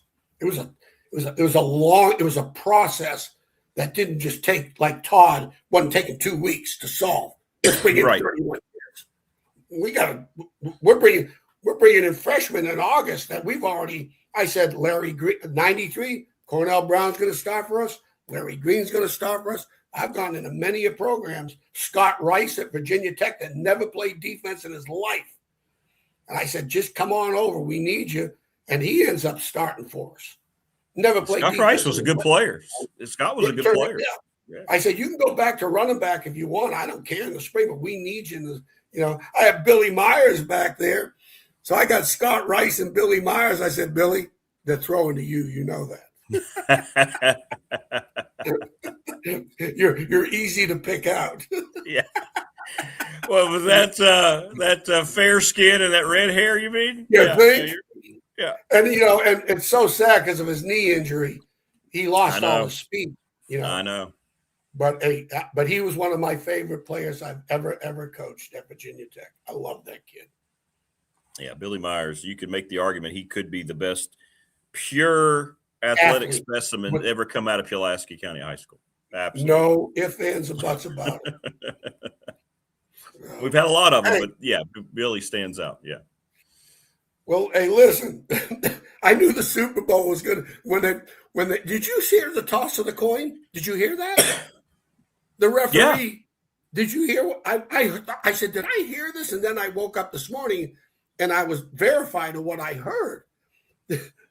Cooper Kupp goes heads and the ref goes, oh, you called tails. Yeah. Cooper Kupp says heads. The ref said tails it is. And they let it go. I know. They let it go. They lost the coin toss because the ref screwed it up. Agree. I couldn't believe it. So I turned that game off in the third quarter. I couldn't watch it anymore. I loved it because it was a defensive game. But, Rick, when it was all said and done, you talk about things that determine an outcome of a game, just like when I go over with you in the college games, whether it's Virginia Tech or the Indiana or the national championship, same thing applies. Seattle, 32 rush attempts. Patriots, 16. I'm a big believer in that stat, controlling the game and the manhood. And you look and the running game, the Walker and how he ran the ball, how hard he ran the ball, the plays, the great running backs. When you watch a running back on tape and it's blocked for 4 or blocked for 3, and next thing you know, it's going for 10, or the play should be over. 1,001, 1,002, 1,003, that play over. But next thing you know, it's going for 1,005. It's still continuing. And bam, it's first down when it should have not. That's what the great backs do. And he did that night. And then the turnovers. I mean, 2 interceptions and a fumble. One for one. Remember what I said, Rick? Punt return for a touchdown, interception for a touchdown, game over. Game over. Game over. And so the one interception for the TD just that broke the back. The disruptive plays, this was crazy. You're watching the Patriots and I'm going, they're playing so far behind the sticks. They had 8 TFLs and 6 sacks. They had 14 plays on the other side of the line, and the Patriots only had a total of 51 plays. 1 out of every 3.5 plays was negative. You ain't winning. I don't care. This is the Super Bowl. These are pros being paid. So is Seattle that good with the Patriots that poor? You pick one. Pick one. Hey, how much they had success blitzing their corners? No question. How much did you subscribe to that at times with your personnel over the years? Did it matter with the personnel, or was that one of your philosophy? How did you kind of pick and choose? It's a certain philosophy you have. Today's football is a lot of zone pressures to a point. Yeah. Excuse me. Run up. There's 2 times the pressures, and I think Todd can even way expound on this. But you got run pressures that are going to force negative plays on the run that could turn into potentially at least you got people in one-on-one situations if it converts from run to pass. The best you can hope for is one-on-one. And if you got a good player, you can beat one-on-one and like 21 did, and then you got to find guys that can blitz with great purpose. That's another thing. I'm like offensive coaches would have receivers. They got their go-to list. Okay, here's my Jerry Rice go-to plays. I want Jerry Rice to get the ball. These are my plays for him. And that's what they'll do on offense. Well, I personnel the blitzers. If I got a kid that can, I can call a blitz, and if this kid doesn't have the, all the tools to be a good blitzer, I'm not going to go into that, but I have a checklist of what constitutes a good blitzer. Yeah. And one is great purpose on the pressure, understanding the pressure, and when the coaching breaks down, that thing still gets a chance to continue, okay, because of his tenacity and his resolve in the blitz. So I will always try to find out who those people are, and they are going to be my blitzers, and I will design one for that, or attack the protection in a run. Todd will, I always say there's a zone side in the offensive line, and then there's a man side. Wherever the center turns is your zone side, A gap, B gap, C gap, inside out. And that's what the quarterbacks are doing, directing to find the four-man side that they know that's protected. And now you got the man side, which is your guard, tackle, and a back on the man side. So you're really trying to attack the man side in the protection, because it's like a punt block. If you design a punt block, you need one to occupy the searchlight, the other one go block the punt. You got to get two on that back, or at least, or worse comes to worse, one on the back, and try to expose his protection skills. And that's why I said Bayshon Tootin will be a great pro, because he was a great pass protecting back in one-on-one from blitzers, linebackers, or DBs. But so that's what you try to do. And they were surprised. They were considered a zone team. Patriots, the big right. blitz. Yeah. They came in right out the chute, running these man pressures, these 5-man pressures, basically getting into the 46 defense or the Bear defense that gets you into one-on-one situations. And then, from, like I said, a lot of them were early down run pressures that converted to pass, and they did a great job of that. But that's where the disruption plays came in. And they had one out of every 3.5 plays being disruptive, being negative. That's for the whole game. You got no chance. You got no shot, right? No shot. 2nd and 15, 3rd and 12. Let me tell you, Bill Walsh, when it was 2nd and 8 or more, Bill Walsh was just another guy. Okay? Yeah. The genius is out of the game, because now it's up to the quarterback to create the first down. It's not, the coach can't get. There's no creativity on 3rd and 12. Oh, yeah, let's throw a screen. Let's run a draw. In the college game, let's run the quarterback, read zone. After that, it's the creativity's gone. So, and that the Patriots the 3rd downs were ridiculous, or the 2nd and longs. They never could get in front of the sticks. And Drake May lost his confidence. He did as the game. Do you think you think Mike Vrabel being a defensive guy knew when Seattle showed what they showed that they were in trouble? Oh, he knew. You could see it. He knew. You could tell at the halftime interview. Yeah. You think? Yeah, no. And they had rookies on the O-line, and so good game, bad game. But the bottom line is, when it comes down to rush attempts, turnovers, disruptive plays, Seattle won those battles hands down. And those are the things that will affect an outcome of a game. Both teams didn't have a lot of explosive runs. No. Seattle, he had a 130-yard run, and that was it. The Patriots defensively, I will say one thing. They deserve, I'll tell you, I don't think first of all, the cornerback coach, who was a Virginia Tech grad, what's his name? I had it written down here. Justin Hamilton. Played at Virginia Tech. He's the corners coach. You better give him a raise right now. Yeah. Okay? Because number 0 as a rookie? Oh, the Christian Gonzalez kid? Yeah. Oh my God. The plays he made, and the thing, think about this, Rick, in that league, if you breathe on these receivers, those flags are coming out. And the timing of getting to the breakup pass point and watch him, because when a receiver turns his head looking back to the ball, he's decelerating in speed. It's like, let me run a 40-yard dash with your head turned to your left or right. Okay? So when you're looking at defensive back, and if you're a yard behind him or a yard and a half, you got a chance to close this because he's looking for the ball. He's decelerating. Don't panic. Don't look for the ball. Get your eyes on the contact point and where the ball and the hands are going to be, and try to get to the furthest one. I can't catch the ball with my inside hand, but I can catch it with my outside hand, and I got to get to that point. And you get to evaluate. People say, oh, he has better speed. He's got closing speed. Well, if you can't close when the receiver's head's looking back to the ball, you don't have. He's decelerating. His speed's diminishing. That 4.4 is running now at 4.6.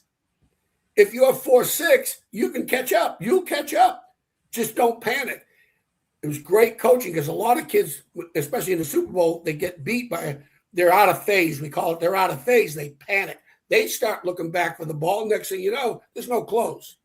There's no close. They're both running 4.6. So, and that kid broke up two great, maybe 2 or 3 in that pass. They had 7 breakup passes, the Pats, and he was involved in 3 big ones that probably by some corners and a lot of corners would have been touchdowns early in the game. So I tip my hat off to that kid and how he coached that kid. They did a great coach. It was a lot of coaching went into that, a lot. And he was a 4th round pick out of California, 4th rounder, played like 1st rounder. Yeah, he did. There's no question he did. I can imagine how you settle in when you're watching a game like that, or college football. You're always looking at the secondary. You're always immediately looking to see what. I'll start with the O-line because I want to see if it's a run or a pass right away. And if it's a pass, which way is the center turning? Then I'll stick my eyes on the defense. I try to take my eyes back down the field, like hockey. I never watch the puck. Don't watch the puck. Watch the net. Just watch in front of the net. You're going to see a hell of a game. Absolutely. No, you're right. Even basketball. I ain't watching outside the 3-pointer. I'm going right to the net. I want to see the beating and banging going on there. So yeah, no, I'm with you.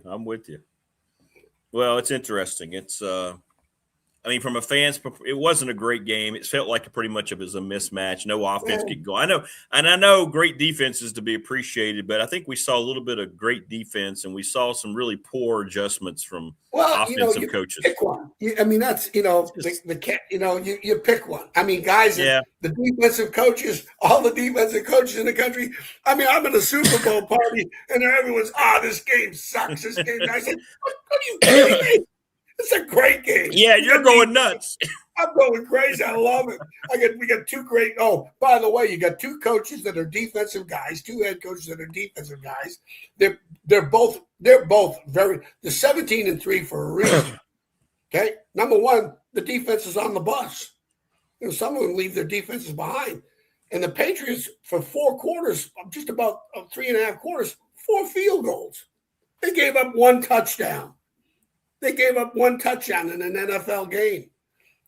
You can't, with 3 turnovers to overcome on defense, that game should have been 29 points in the first half if Seattle was good enough on offense with the quarterback. It really exposed both quarterbacks when it was all said and done. It did, yeah. We see why Sam Darnold was thought of the way he has been. That's what pressure. When I brought that 8-man front pressure defense to Virginia Tech, we won more games before the game started because those quarterbacks are looking at. And back in the day, I put the old Buddy Ryan rules in. That kid ever throws an interception, our 4 defensive linemen were assigned to go kick his ass. They're not calling any flag. Right. We would launch them. If they had a track around the stadium, they'd be on the 8th lane of the track. God did a great job with that. We hit this one kid he threw a pick. We hit this one kid from Miami. I don't know if he ever came back in the game. That's when it was fun. Coach Saban, when Coach Saban pressured, if he completed best, it's hard to throw when you're on your ass.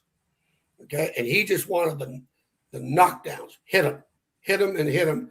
Which will, when you look at Drake May and some of these passes, that one slant pass was such a poor throw because he's feeling the pressure. He's feeling the pressure. What's the famous Al Davis quote? The quarterback must go down, and he must go down hard. Doesn't matter whether you sack him or not, but you need to hit him. The ground hurts more than the hit. And then we used to say, take him to the throwing shoulder. That's when we did him to the ground, we said, get him to the throwing shoulder. You can't do that anymore. You think about all the Terry Bradshaw, Elway, Marino, all these guys, Joe Namath. You go back and watch the 1968 Raiders Jets game when they beat them to go to the Super Bowl. Yep. You talk about taking a beating, an absolute unmerciful beating. These quarterbacks today, they should have asterisks in front of all their records. Asterisks. I know. Go to Victoria's Secret and get the uniform. we went from the quarterback arguably being the toughest guy on the team, 100% to your point, exactly, to now the quarterback is perceived as being the weakest physical member of every football team because of the rules in place. But you're right. Greasy gets hurt. Earl Morrall comes in. They go to the Super Bowl. That backup quarterback. Hey, when the Colts had Tom Maddie playing quarterback. Tom Maddie. Remember that? They put him at quarterback, and they won. And they won. It was like, you're right. No big deal. Backup, you're in. Let's go. Today, first team goes down, it's a panic. It's such a discrepancy. I remember seeing, because I love the old highlights, like Joe Kapp, the former Minnesota Vikings quarterback, and the blood and the dirt, and it just. Hey, I'll tell you what. I know one picture Roger Goodell doesn't have in the office. Y.A. Tittle on the cover of Life magazine with blood trickling down. Correct. Mike asked me to talk about that Friday. Yeah, there's no doubt. He don't want to see that. No, not Roger Goodell's NFL. I've always kept that Life magazine. I threw everything out. But that's one picture he ain't got framed up in his office. This is today's game. No. Oh, Coach, listen, great stuff as always, man. Appreciate you for it's good. That's good. I think that's a great insight, and I can't wait to have Brian on Wednesday. So it's gonna be good. Are you going to have me on with him, or how's that going to work? How do you want to do it? I don't know. Yeah, we might do that. We'll see how things are working, and I'd love to just absolutely. We'll go half and half. How's that? That way, first half. I want to hear you guys tell stories. No, I want to hear about his book too. I want to hear the more. I've ordered it, obviously, but I really do want to have him expound on that. Not just having to sell it, but I'm just telling you. I know this will be like I said. It's the number one right now Amazon bestseller. It just came out 2 days ago. And it's number 3 on the list right now. Love it. Well, I'm looking forward to that. Yeah, well, absolutely, we'll have you on. Absolutely, that's a big day. Wednesday's huge here. Yeah, about the second half of it. Okay. So. Hey, as always, a lot of fun. Hope it didn't take up too much time. No, it's great stuff, man. Great insight as always, Coach. Love it. Tell Todd I said hello. Hey, he hadn't called me. I'm wondering if these kids I said you need to take, if they can't play, I'm screwed. I get fired again, Rick. Could be, yeah. Hey, he ain't hired no virgin. Won't be the first time. That's right. All right, brother. Listen, have a great week. We'll talk to you Wednesday. You too. All right, bye. Thanks, Coach. There you go. That's great stuff. Love Coach Elma. How great is that? I got to go shut this shade. You see this glare? Now, see, I put a shade up, and then I don't shut it. So hang on. Let me go fix that.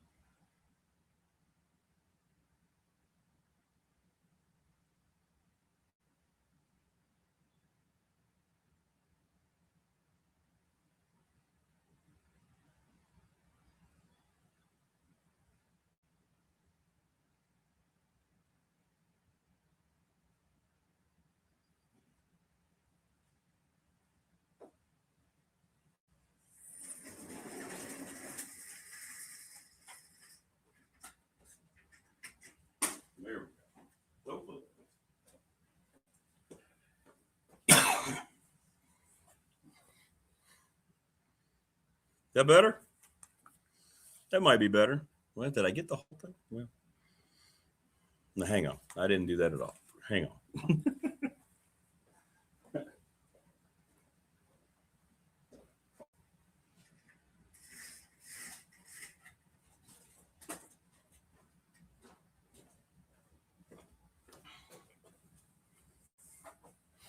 All right. I think they got rid of it. Nice to see the bright sun. We're going to get warm today. Todd Grantham is going to join us coming up. Great stuff from Coach Elmo. How much fun was that? Just makes you feel better about the day, doesn't it? Thanks to Family Fencing, by the way. Thanks to all the folks, Jason Green and Company, Family Fencing Studios here, 540-200-8294. Appreciate them and all their help. Great logo, by the way. It's one of the best logos we've ever seen. Professional Door Incorporated. Thanks so much to Travis Williams and all the folks at Professional Door for all of their wonderful support. Sponsor of our text line, commercial and residential garage doors. They've done it for 38 years. That's a long, long time. His dad started it. Terrific. Pulaski County Sports and Entertainment. They are the presenting sponsor of this program. And Tim Miller is going to join us coming up at some point this week. Experience Pulaski County, Virginia with Pulaski County Sports and Entertainment. So we're looking forward to that. Little River Heating and Air. 540-553-2971. Give Charles Lee a call today. They are the best in the business. The attorney Ryan Pry in Radford, 701 West Main Street, Trust and Estate Planning. And we'll come up with another BDST fan question of the week for this week. You were right, by the way, those of you that answered it, because the Seahawks did win. That was the winner. National Bank member FDIC, the exclusive banking partner in this program, my exclusive banking partner for the last 35 years, thanks to Larry Ramsey and company. They're the best. Great people. Great people. And the Ready Set Fund, thanks to Bob Christ and the Ready Set Fund. Check them out, ReadySetFund.com. Reach out to Bob directly, Bob Christ, CRST11 at Gmail. He's the brother of Dave Christ, the high school football Hall of Famer. Thanks to Lawson's Mobile Home Supply. Thanks to James. Give him a call, 540-318-11, and the NRB Super Bowl. And give them a call, 382-5525. I understand they had a really good turnout for their Super Bowl at the NRB Super Bowl yesterday. That's cool. Host, director, producer, and stagehand. Yeah, I put the shade up because it was a problem. Remember early the first couple months of the show. And then we haven't had this kind of sun. Boy, it's coming through today. Maybe that's a great sign for how warm it's going to get today. I hope so. Yeah, Coach Elmo, yeah, it is great. Those are great conversations, man. We're very fortunate in this state. The two guys who turned the program, George Welsh and Frank Beamer, man, what a time. We do, but boy, you wish you had those times back. We don't appreciate that enough. What a great way to get everything turned around by two great gentlemen, George Welsh and Frank Beamer. And Coach Elmo was right there for both. Not a coincidence, in my opinion, that Coach Elmo was there for both of those turns, you know?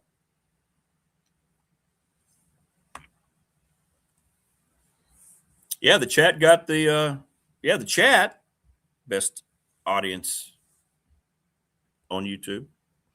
That's true, Prometheus. Got them both right. The two BDST questions, Indiana and the Patriots losing, Seahawks winning. It was a bad game from a fan's perspective. I get it from a defensive perspective. If you're a Seahawks fan, you don't care what people think. Your team won, and you're celebrating, and I get that 100%. I understand. All that matters is your team won. But it wasn't a great game. I think even – God, Collinsworth is terrible, isn't he? Todd sent me a text like, boy, Chris Collinsworth doesn't really seem to know much about football, does he? No. But it just was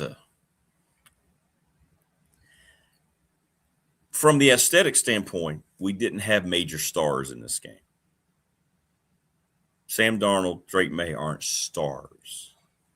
What Coach Elmo just said, both quarterbacks pretty heavily exposed by the other's defense. It's why Darnold bounced around for so long. He led the NFL in turnovers despite his breakthrough year this year. Drake May, a second-year quarterback. He wasn't ready for all that, and he couldn't adjust. May looked like he was defeated midway through the first quarter. I think Vrabel knew they were screwed as soon as Coach Elmo just said, they started bringing these pressures that they hadn't shown as a zone-oriented defense. We'll talk to Todd about that a little bit because I know he looks at the game as well completely through the defensive lens and probably thinking what he would do and why he recognizes it. So this will be really cool. You're going to get a nice further education with Todd here.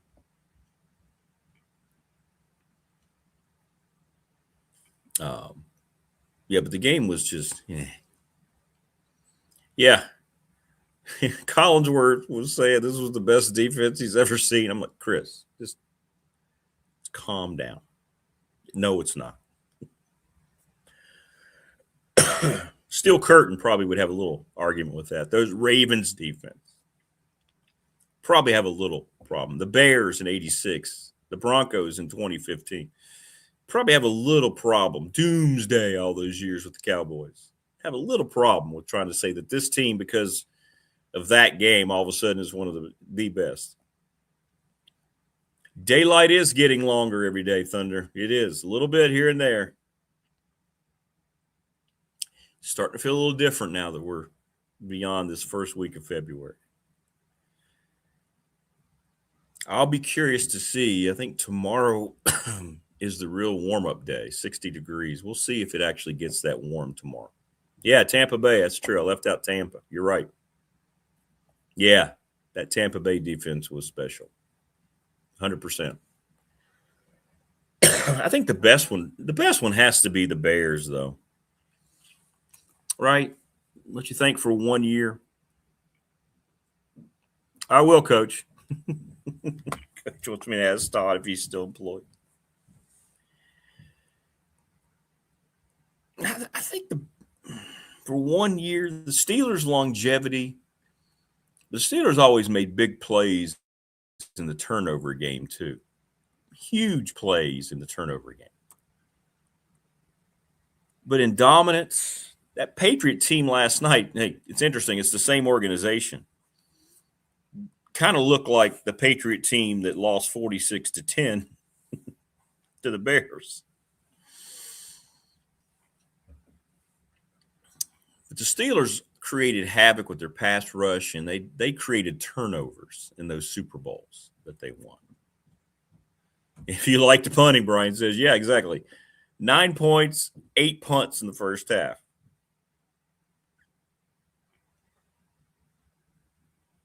Yeah, Ravens defense was good. I'm going to give my no-fly zone Broncos 2015 defense its props, too. It's one of the best statistically for 1 year. But I think the Bears defense was what Buddy Ryan did. You know, Buddy Ryan was the coach who got lifted up as well on the shoulders of his players after that Super Bowl. You don't see that very often. He was terrific. The Dolphins' no-name defense back when they were winning Super Bowls, you know, and David Smith could attest to this. Bill Arnsparger, I think we've talked about him with Coach Elmo before. Played very similar type of defense as well. So,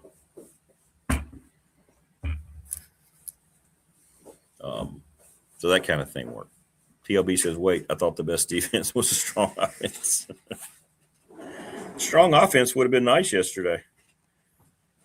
Kenneth Walker, who is he a free agent? I think he's a free agent. earned himself a lot of money yesterday. He was the best offensive player by far in that game. As Coach Elmo said, it was the way he ran, as hard as he ran, terrific. But I really enjoyed my Magnum PI episode more than I enjoyed any part of the Super Bowl.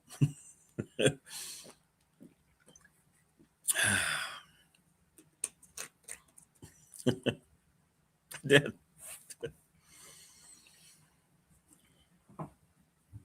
And then when I went back, it was 12-0.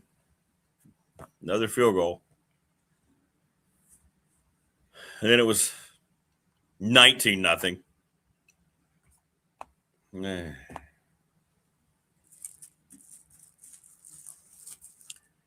But yeah, it wasn't much. Wasn't much.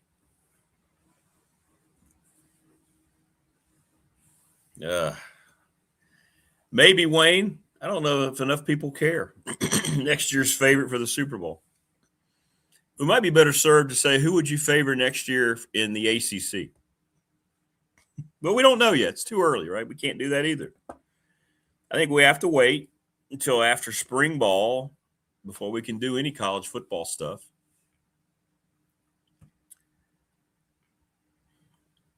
And here we are at the end, and it's much like I wrote about in the Patriot at the end of the college football season.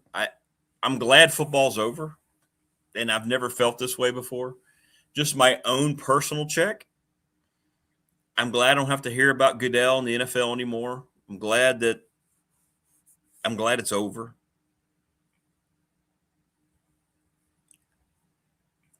Just like I'm glad to get away from college football and all the crap surrounding it. It's good that it's over. For me, maybe not for you.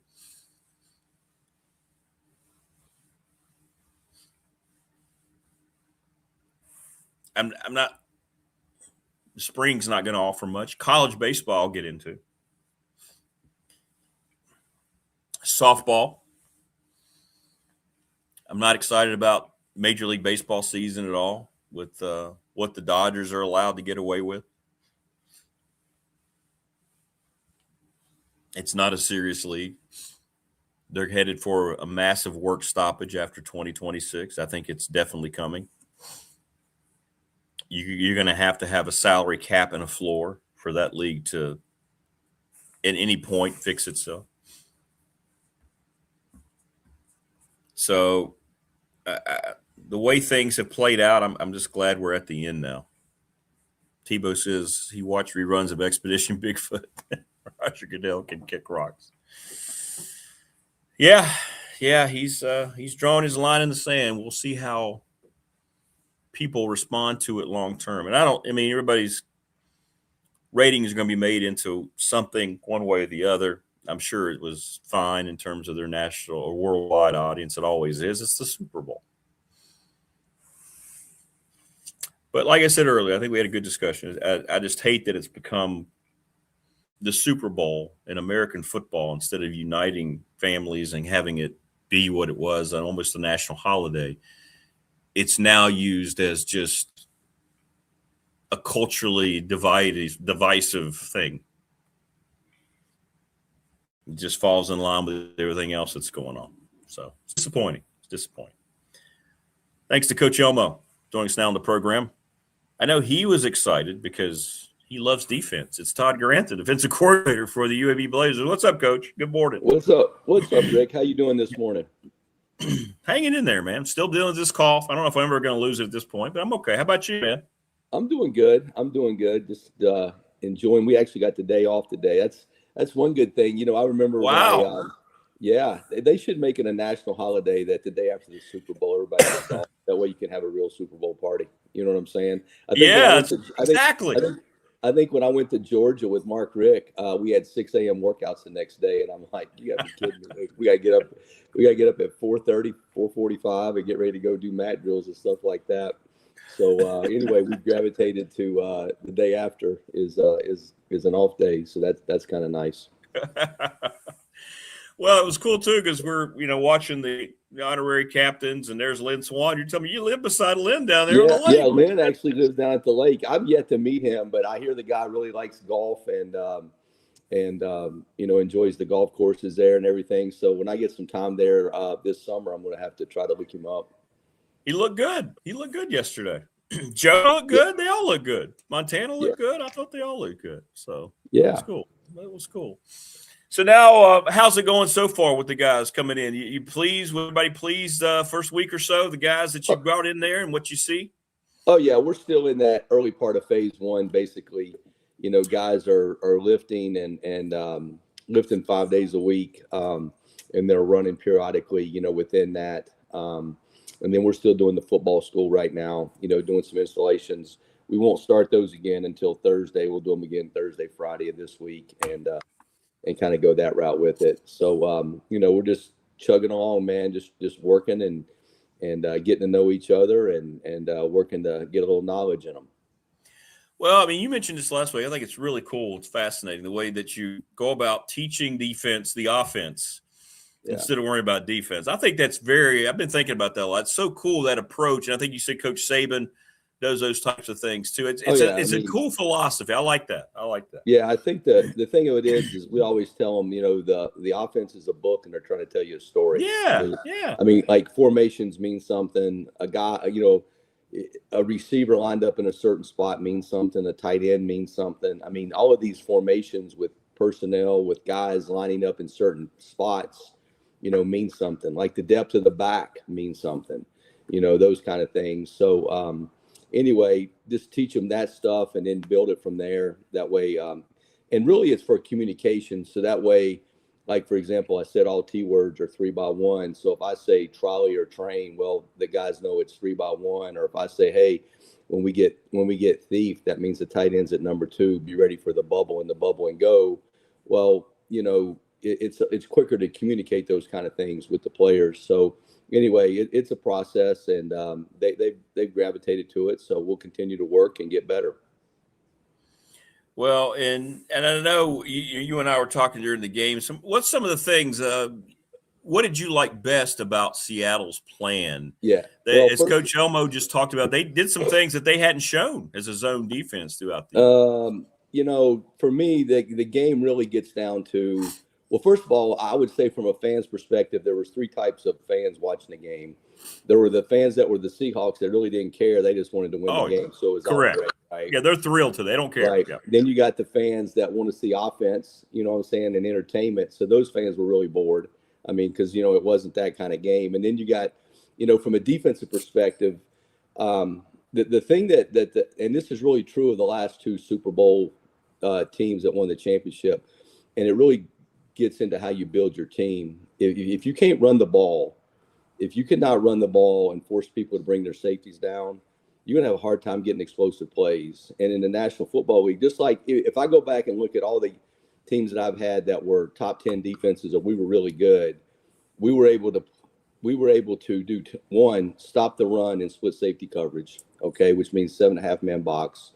All right. We were able to get pressure on the quarterback with just 4 guys, which is really what Seattle did in the game. If you go back and look, particularly like New England's left side, they really struggled, as far as protecting the quarterback. But overall, there were out of the sacks they had, I would say 50% of them were coverage sacks, meaning there was really nowhere to go with the ball down the field. Now, the reason for that is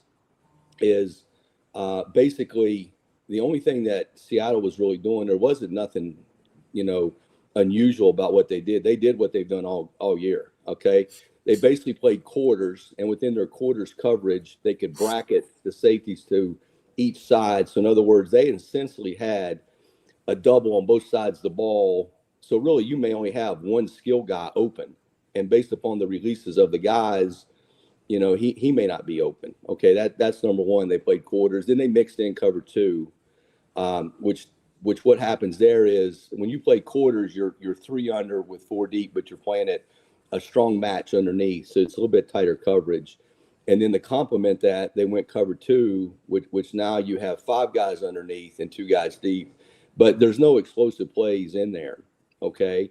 And then the last interception was actually a cover 1, and the safety was a robber.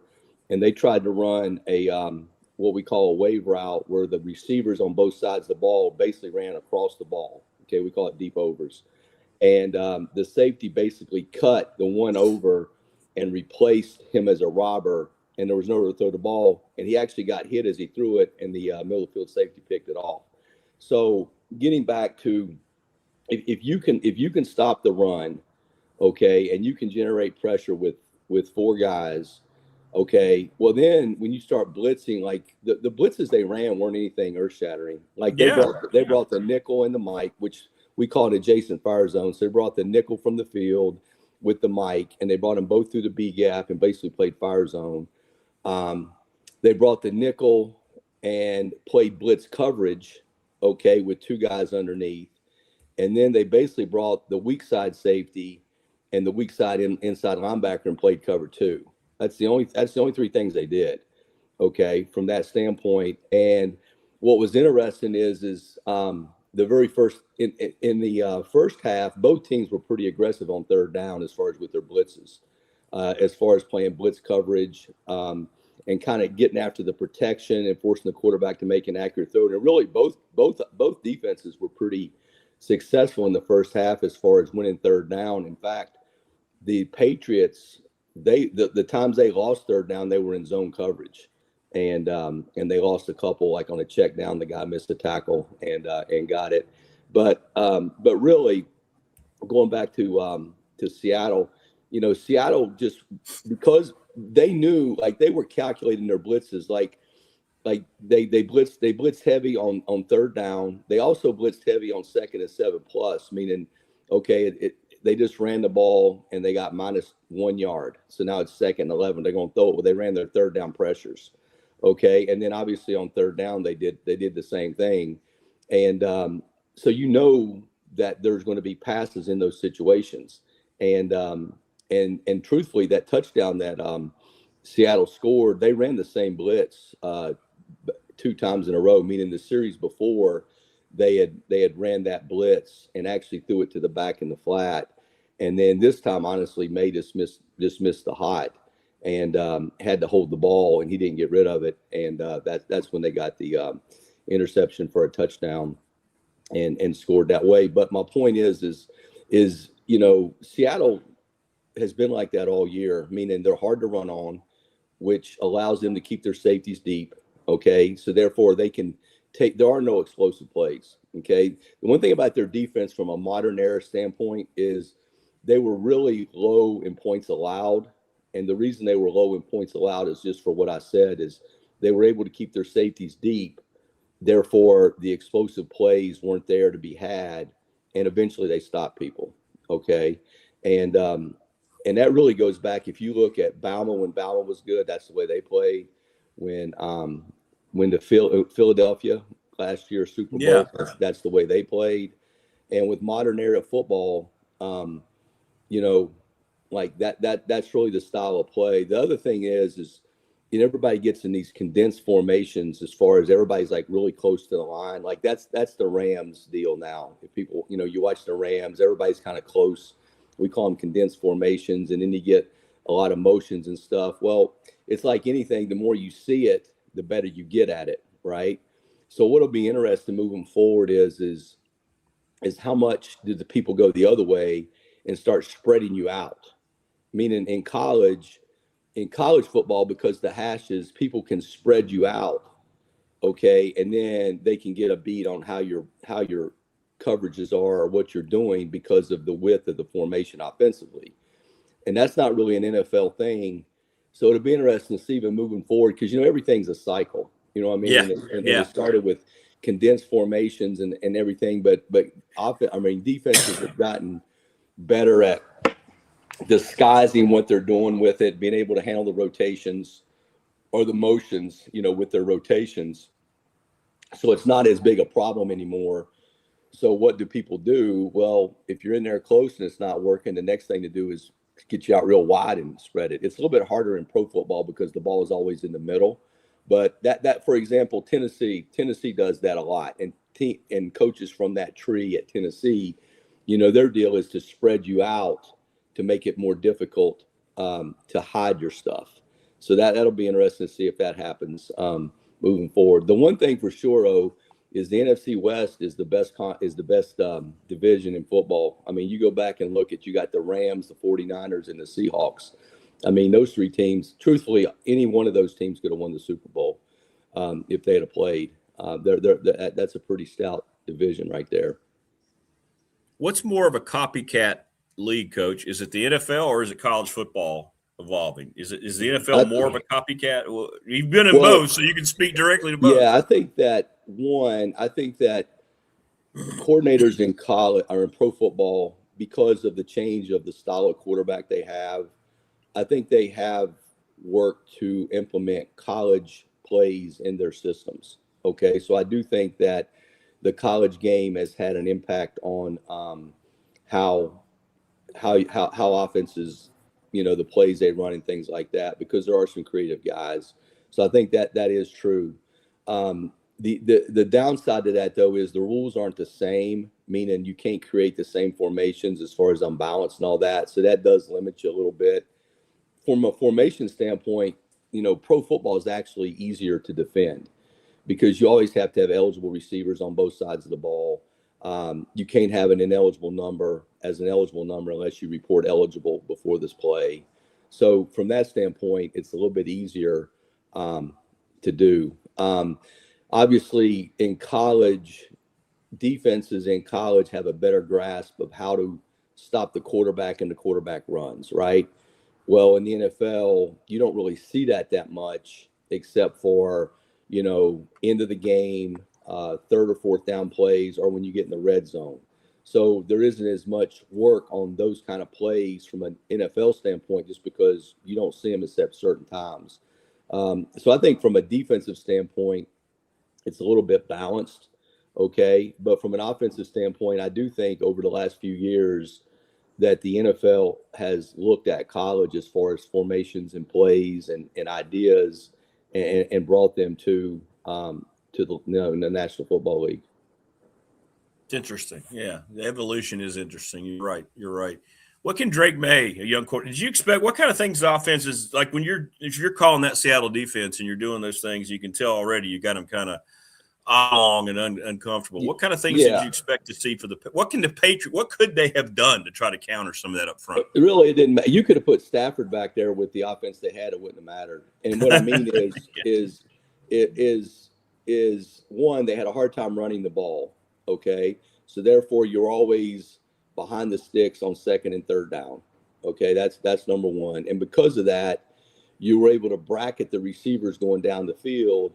So let's say you're in a 3 wide receiver set. Well, 2 of the 3 receivers are going to get doubled. Okay. So it's 2-on-1. And then when you look at the Patriots from a protection standpoint, the left side of their line really struggled, both the guard and the tackle, as far as, collapse in the pocket.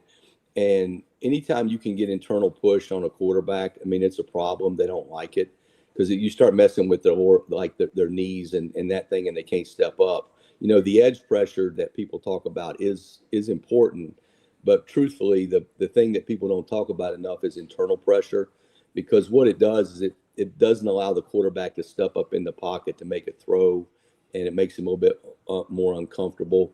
So to be honest with you, the way they were set, there wasn't a lot that could happen in that game or change because, I'm being honest, Seattle didn't do a lot. Seattle basically played quarters, cover 2, and dared them to run it, and they couldn't run it. You know what I'm saying? On the flip side, Seattle was able to run the ball in New England. I mean, New England did a good job of stopping them in the red zone, because that game could have easily have been, 24-0. If they hadn't had those red zone stops. And what was happening there was like even the first play of the game, Seattle ran a stretch play to the tight end side, and it was basically a double-digit run. And what they were doing was they were checking the zone play off the safety, and they were using the word can. So can means kill it and go the other way. So in other words, if the safety came down to the right, well, they're going to run it to the left. If the safety came down to the left, they were going to run it to the right, and they would just come up, and they would, when they were wanting to run that particular play, they would run it and they'd say can, and when they canned it, they just ran the play the other way based upon the safety, because like New England had to New England had to commit a safety to stopping the run a little more than Seattle did. And that actually opened up the play action passes. Like, for example, the first touchdown of the game was a down safety defense, and they ran play action pass on first down, and the guy slipped through and was wide open in the end zone. And that was because they were committed to stopping the run, because they had been struggling to stop the run, for the last few plays. So it's interesting. It really gets down to people. It gets down to personnel. You know what I'm saying? Yeah. And when you have really good people up front that can be stout, can be explosive, that can set the edge, it allows you to keep your safeties, deep, and you don't give up explosive plays, because the one thing in big games, there's really a couple things, but one of them is obviously turnovers. When you get into big games, turnovers are big, but your ability to create explosive plays. And if you can eliminate those, your chances of winning go up really, really high. Well, you mentioned the off day today. What types of things you guys going to get into later in the week? You mentioned the next phase coming up here of discovery and education. We have a new coaching staff. So basically, what we're going to do is in the morning, we'll actually meet with our players whenever they get done lifting. So the mornings are kind of like, hey, you do football and recruiting, because you still got like junior days coming up. You got to evaluate, seniors to be, even sophomores, those kind of things. And so basically we split the day in half, with the morning being football related from a standpoint of meet with your players, go through an install, and then you handle any recruiting evaluation that you got to do. And then after lunch, everything turns to the implementation of the system, that we run, to make sure that as coaches, we're all on the same page. So that's kind of what we're doing really for the next, month up until spring football. Is we'll do football recruiting in the morning, and in the afternoon, we'll get together as a staff and then do football. Yeah, that's a great point. New staff, much like Virginia Tech, a bunch of new coaches. It takes a little while, doesn't it? Make sure. Yeah, you just got to make sure. My whole thing is everybody's on the same page. Yeah. You got to speak the same language. You got to call everything the same. You can't bring something from another system. Not that that's wrong, but here's what we call it. This is the way we're going to do it. Just so you're all on the same page from a communication standpoint, and that just makes it easier for the players to understand moving forward what you're expecting and what that word means. Because I'm a big believer that words mean something. Like, we categorize things, like, for example, the blitz that Mike and them ran where they got the touchdown was a nickel Mike. Well, we call that Apache. We call that was a roll Apache for us. So, like, for example, like anytime we use Indians, like Apache, Navajo, Geronimo, Tonto, well, those are different patterns, but we all know the nickel's coming, and it's a strong side rotation. And you just categorize things like that, from that standpoint. See, that's always, I love stuff like that, because have you noticed throughout your years, is there a certain type of trigger words or keywords that players seem to, able to latch onto more quickly than others? They understand concepts. Like, for example, quarterbacks are simulated pressures. Okay, so what that means is we're going to bring a nickel, an off the ball player, but we're still playing either 3 deep or cover 2, and it's quarterbacks. For example, we use Favre, Flacco, Bledsoe, Brady, Mahomes. We have all those words, and so as soon as they hear that word, they know in Mahomes 3 that we're playing 403 deep, and everybody knows how to play it in the back end, and the word Mahomes tells us what the pattern is. So we'll kind of go that route with that. Just like coverages, for example.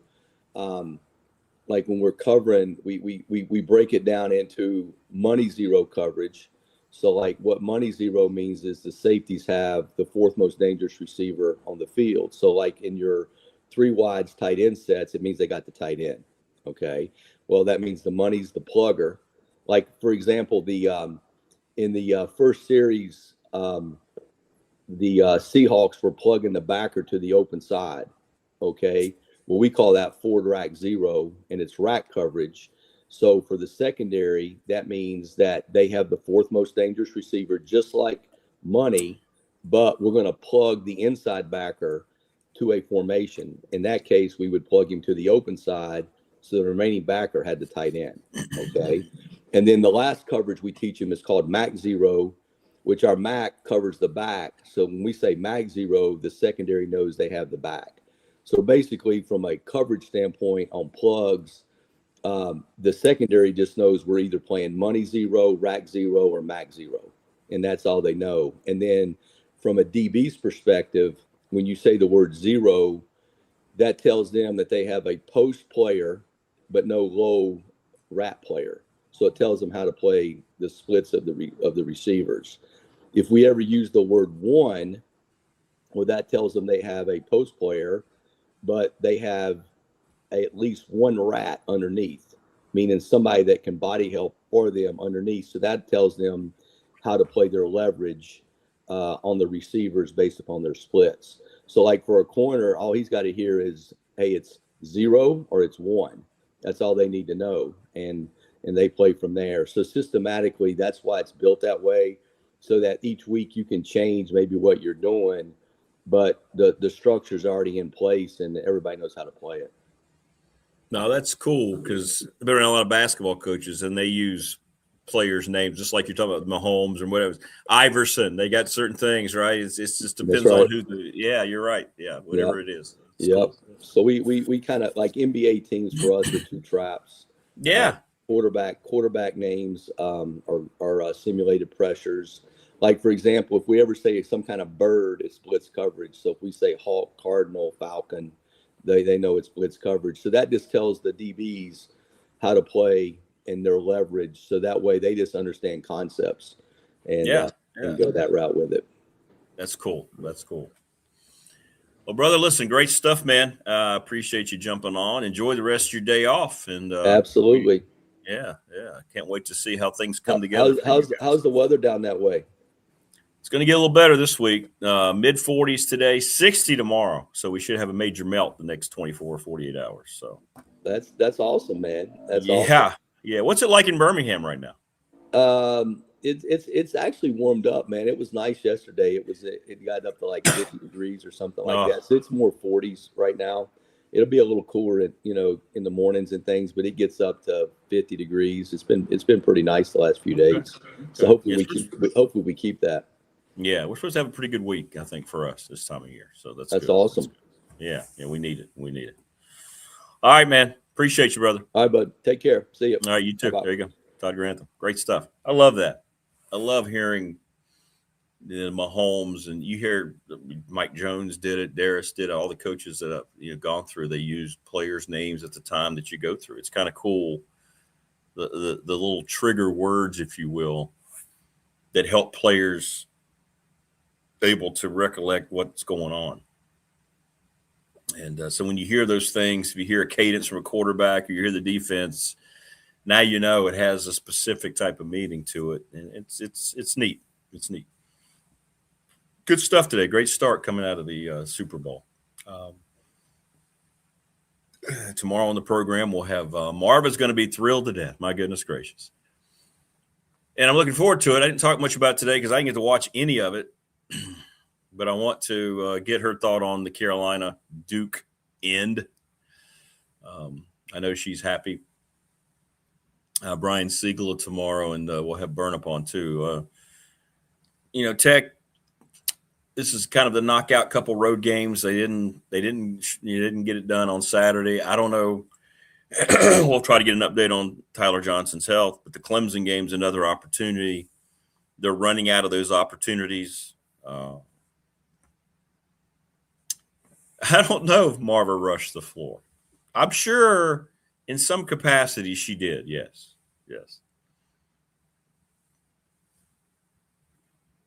So great.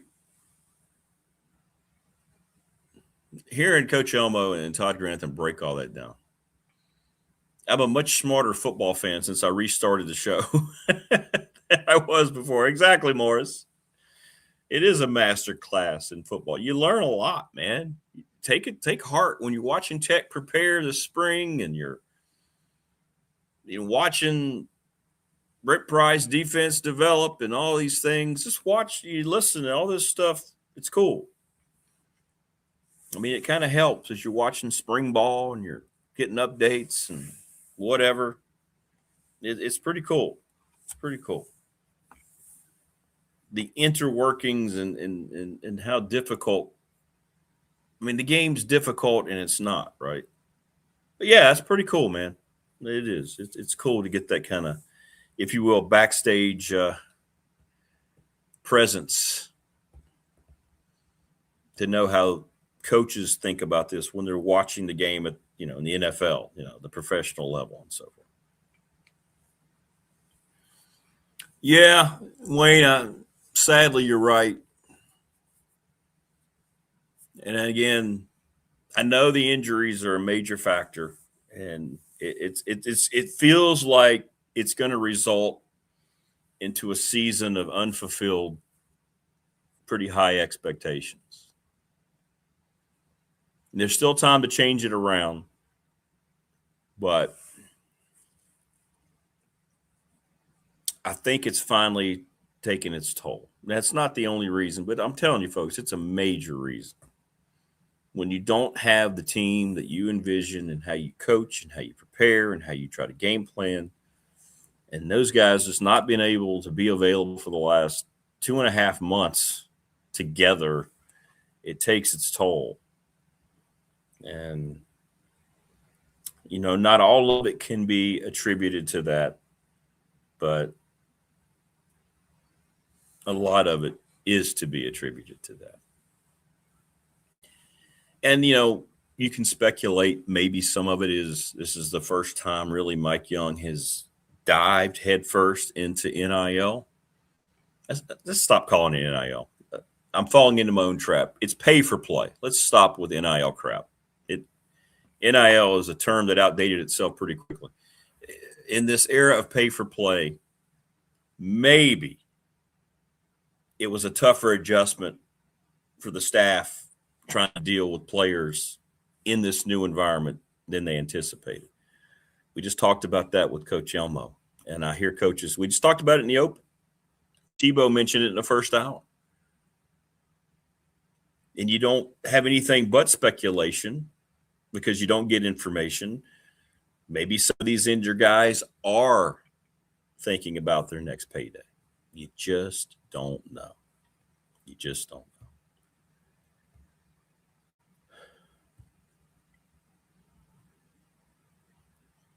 Yeah, it's true, Wayne.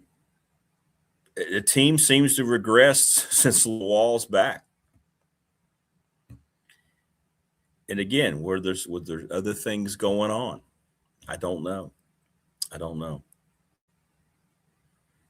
Morris says Tech's backing themselves, and the only path is the dances to win the tournament. Yeah.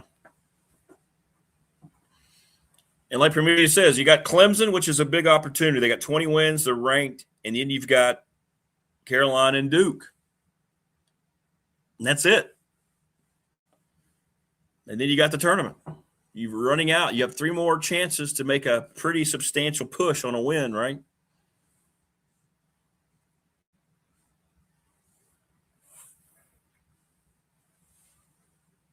Yeah, Abadalis has not been worth the investment. Let's put it that way so far.